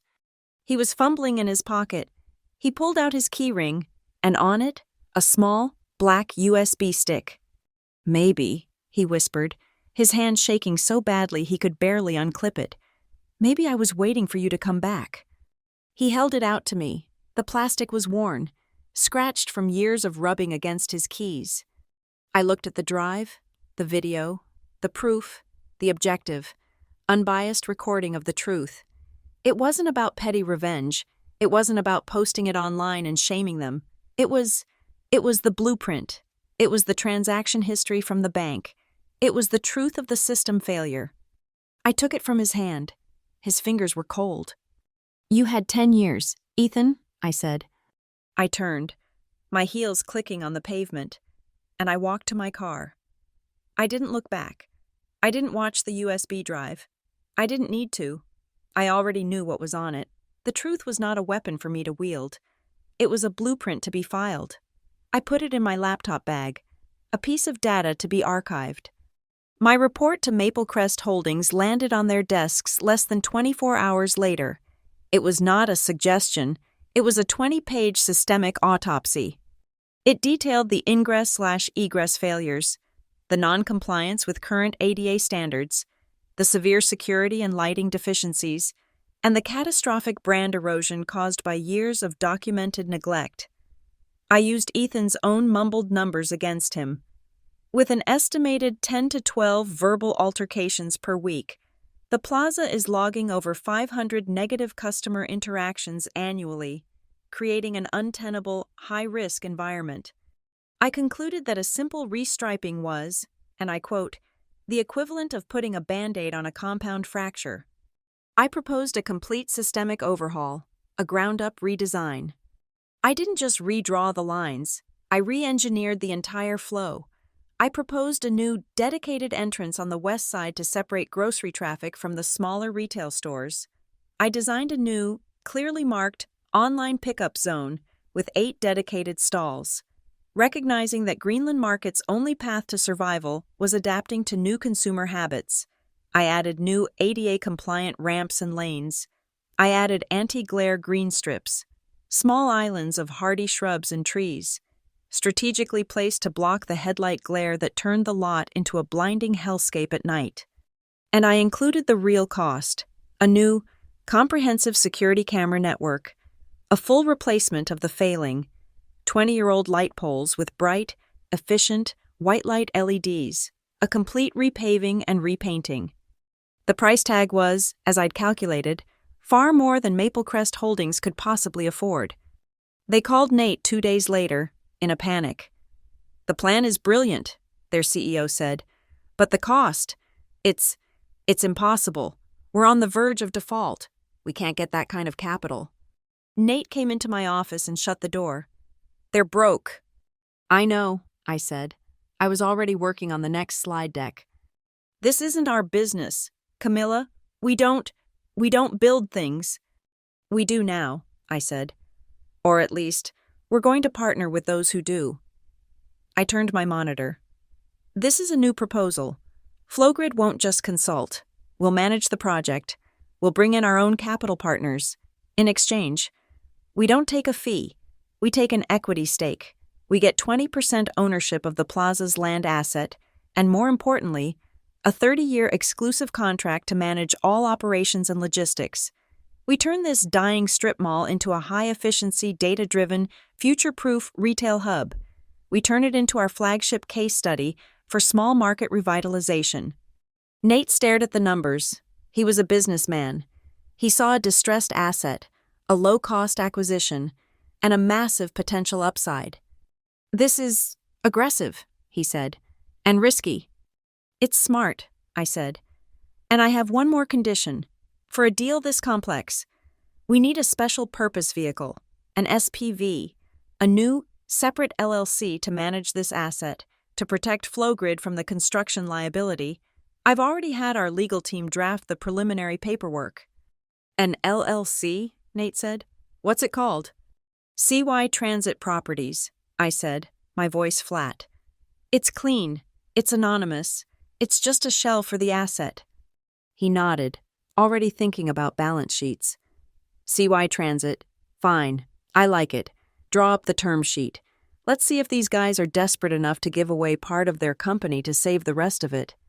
The deal, however, wasn't just up to Maple Crest, because the plaza was a key commercial property, and because our plan involved changing road access.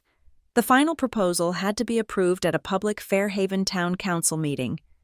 The meeting was held in the basement of the local library. The room smelled like stale coffee, wet wool, and decades of dust. The cheap wood-paneled walls were covered in blurry photographs of past council members. I was there with 2 lawyers from Flowgrid. I was the face of the project. I set up my laptop, my projector showing a crisp, bright image of the new Fairhaven Plaza on a pull-down screen. It was a stark contrast to the dingy beige room. Ethan was there. He was sitting in the back row, his head down, looking sicker than ever. He was just an observer. He wasn't even part of the presentation. And then, just as the meeting was called to order, the back door creaked open. She walked in. Lorraine. I hadn't seen her in 10 years. Time had not been kind. The crisp, tailored pantsuits were gone. She was wearing a faded floral blouse and cheap-looking stretch pants. Her hair was thinner, brittle, dyed a brassy blonde, but the eyes were the same, sharp, judgmental, and absolutely certain of her own righteousness. She was carrying a clipboard, playing the part of a concerned citizen. She did not see me. She was too busy scanning the room, nodding at other residents, taking a seat in the front row, directly opposite me. The council president, a tired man named Mr. Henderson, the same banker who had shown me my empty account all those years ago, cleared his throat. Next on the docket, the proposal for the redevelopment of Fairhaven Plaza, presented by Flowgrid Urban Systems and CY Transit Properties, represented by Ms. Camilla Yates. I saw her head snap up. I saw her eyes lock on me. Her face went pale. It wasn't recognition, not yet. It was confusion, a woman's name from her past, attached to the face of this sharp, confident woman in a navy suit who was standing at the front of the room. The math wasn't working in her head. She was staring at me, her brow furrowed, as if trying to solve a puzzle. Ms. Yates, Henderson said, his eyes glancing at me with a vague, polite disinterest. He didn't remember me either. Why would he? I was just one of 1,000 sad stories that had passed through his office. I began. I was not the girl from the parking lot. I was the director of systems engineering. My voice was clear, firm, and devoid of all emotion. I walked them through the data, the economic drain, the failing infrastructure, the safety risk. The current design, I said, is not just inefficient, it is actively dangerous. The lighting is below 40% of the state-recommended minimum for a commercial lot. The lack of clear channelization creates, on average, 3 high-risk vehicle-on-vehicle conflict points per entry. As I spoke, a resident in the 3rd row raised her hand. She's right. That parking lot is a menace. My daughter was harassed there last month, and I've heard stories, fights, people getting accosted. It's a hot spot. I don't even like to go there after dark. Another man chimed in. He's right. It's been that way for years. It's a blight. My wife refuses to shop at Greenland anymore. She says the lot feels unsafe, like anything could happen there. I saw Lorraine's head turn. She shot the speakers a look of pure venom. They were ruining her plan. I clicked my slide. The resident's point is, unfortunately, statistically accurate. Our data shows a massive drop-off in customer traffic after 5 p.m. This isn't just a convenience issue. This is a public safety issue. Our plan addresses this directly, with a state-of-the-art LED lighting system and a comprehensive, full-coverage security network. I showed them the projected revenue, the increase in property values, the new jobs from the construction. I won the room, not with emotion, but with data. I showed them a path from red to green. And then, Lorraine stood up. She hadn't been given the floor. She just stood. Mr. Henderson, she said, her voice dripping with the false, folksy charm I knew so well. This is all very flashy. These charts, these systems. But I've lived in this community for 25 years. We don't need some out-of-state corporation. She spat the word. Coming in here, telling us how to run our town. Her eyes were locked on me. The puzzle had clicked into place. The blood was returning to her face, a dark, angry red. She knew. We don't need these CY Transit properties taking over. This plaza is a part of our heritage, and I, for one, am tired, she said, her voice rising. Of these ungrateful, new generation kids who abandon their homes, who abandon their families, and then try to come back here, all slick and professional, acting like they know better than us, acting like they're just here to help, when all they care about is money. We know what this is. This is a land grab. The room was silent. The personal attack was so naked, so venomous. It sucked the air out of the room. I saw Ethan, in the back row. He had his head in his hands. He was watching his mother self-destruct. He was watching her use the only tools she had, shame and accusation, and he was watching them fail.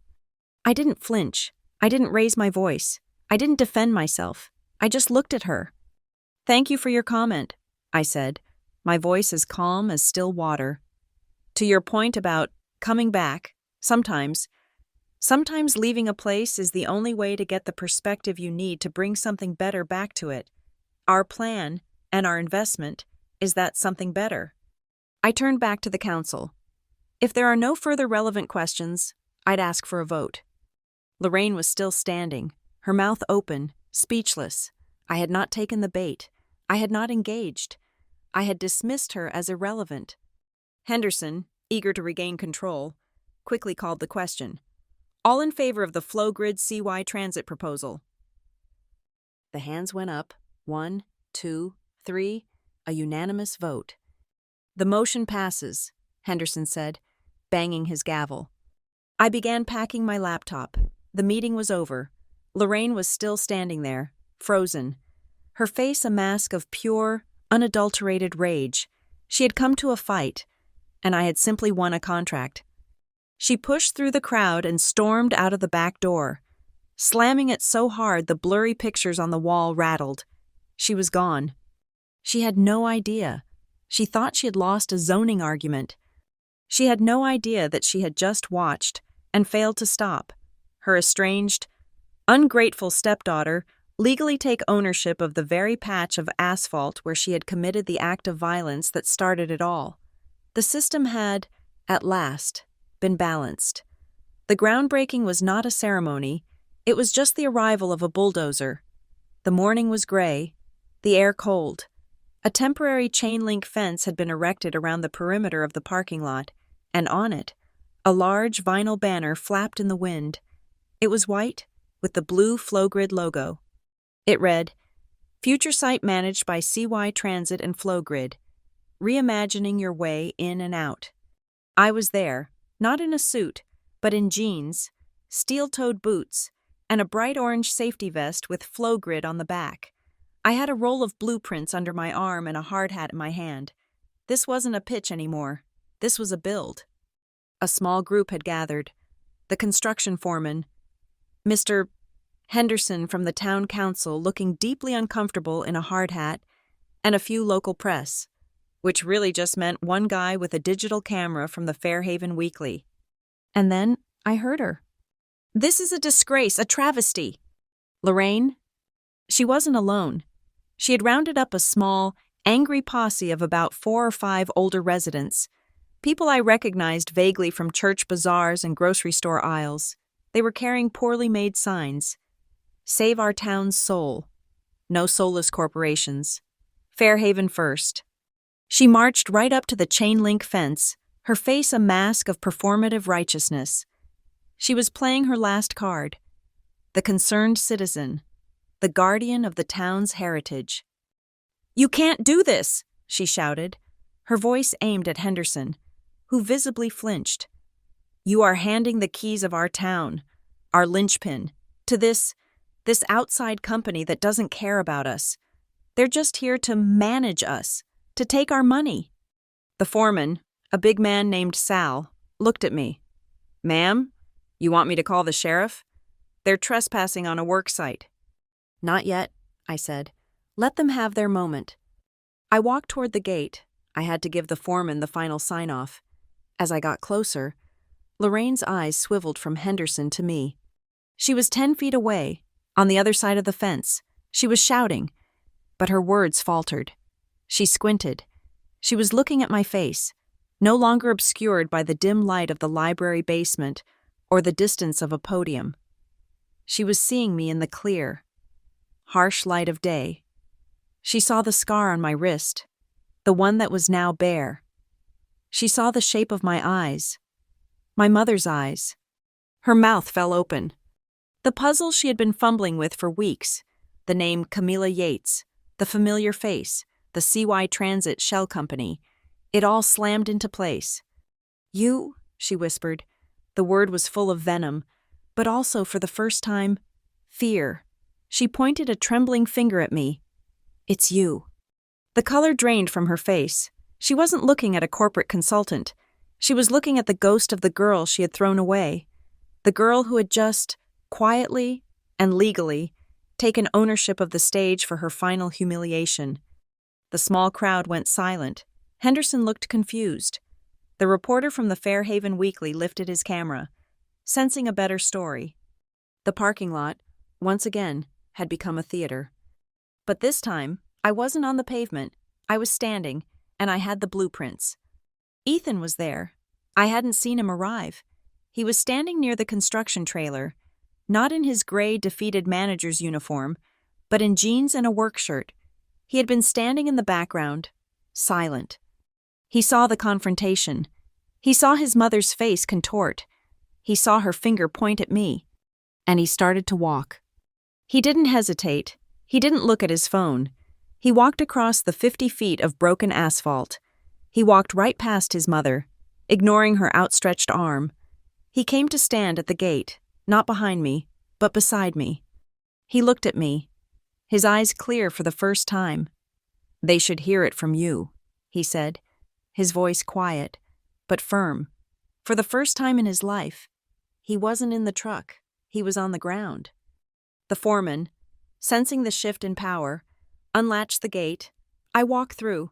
The reporter was snapping pictures.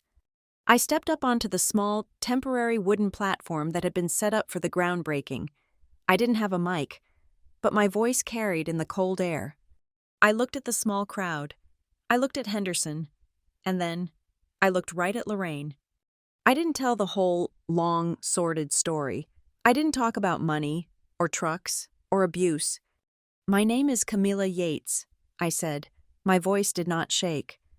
"Many of you may not know me, but 10 years ago, in this exact parking lot, I learned what it means to be left behind."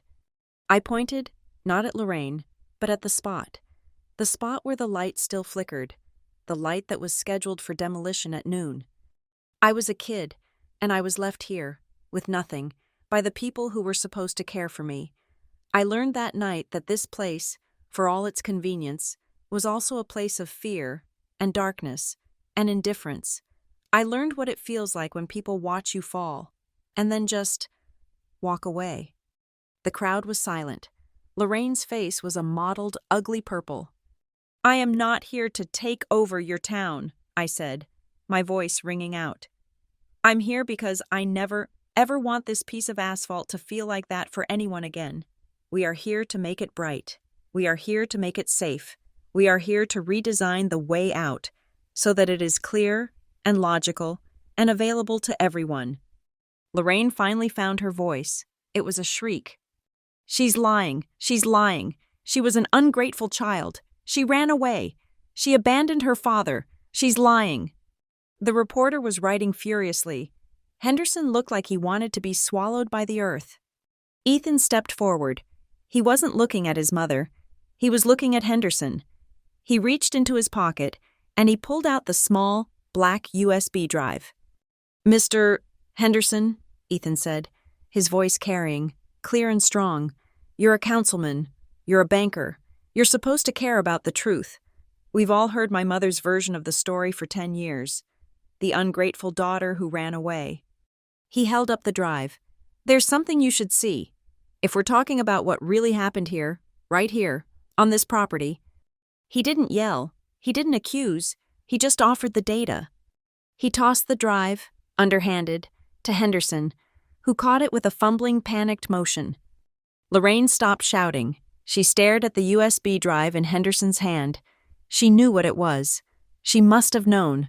The look of pure animal panic in her eyes was all the confirmation I needed. She knew her son had been there. She knew he had been watching.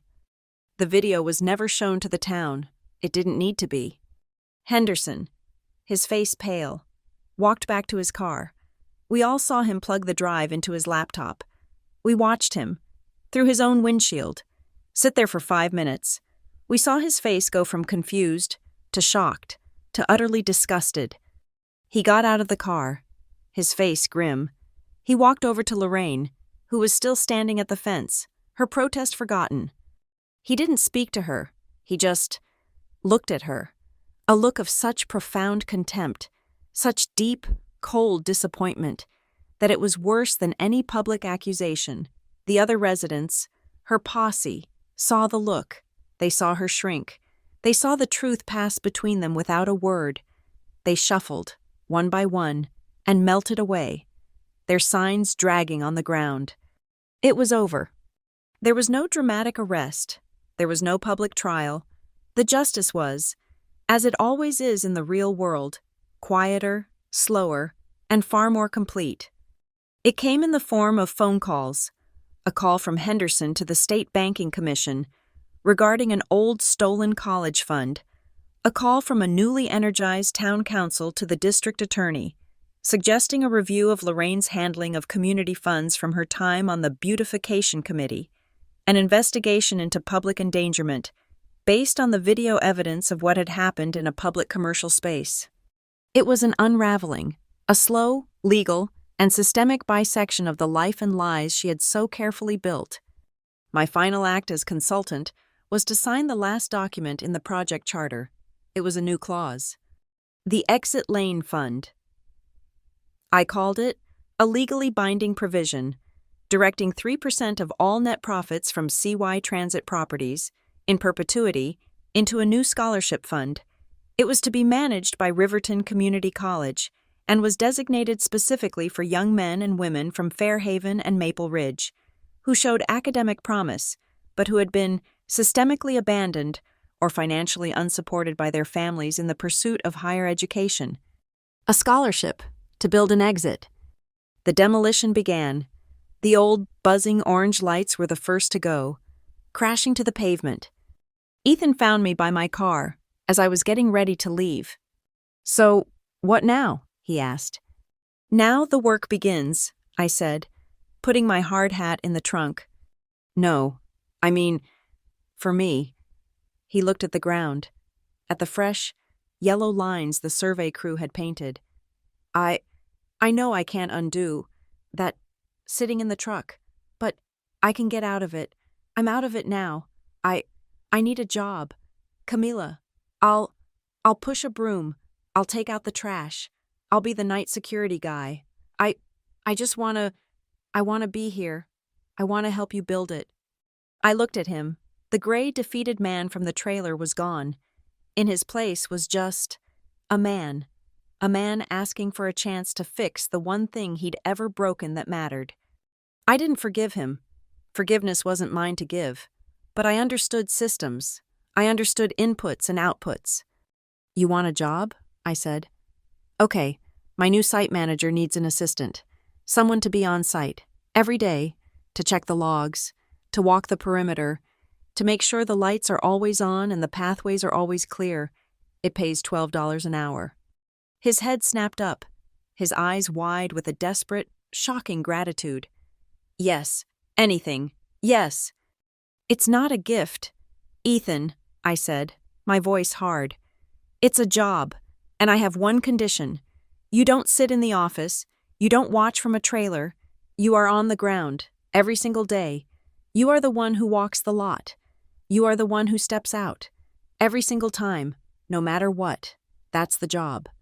He nodded, his eyes shining. I can do that. I'll do that. I got in my car. I didn't need to stay. The plans were filed. The team was in place. The system was in motion. On my way out, I had the foreman stop the bulldozer for 1 second. I got out, and I walked onto the raw earth where the new central walkway would be. I stood at the spot where I fell, where the old buzzing light pole had been. I reached out and I touched the new one, a sleek, tall aluminum pole, crowned with a powerful white LED light. It was cold, clean, and strong. I looked at the new, bright white lines being painted on the fresh, black asphalt. The paths were clear. The flow was logical. It was safe.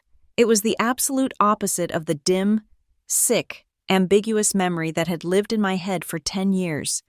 This is where my stepmother beat me. This is where my brother watched. And this is where I decided no one else gets to draw my lines for me. Maybe your parking lot isn't a real parking lot. Maybe it's a house, a job, a relationship where you were left standing alone. If they stayed in the truck, let them start walking. One day, you'll be the one redesigning the whole place, and they'll be the ones looking for a spot. Tell me the city you're listening from, because somewhere out there, another Camila is standing under a buzzing light, and she needs to know there's a way out. Thank you so much for listening to my story. Please drop a comment and tell me what city you're listening from so we can connect and share our thoughts. Make sure to subscribe to Lila Revenge Stories, like this video, and give us some extra support by hitting that hype button so this story can be heard by even more people.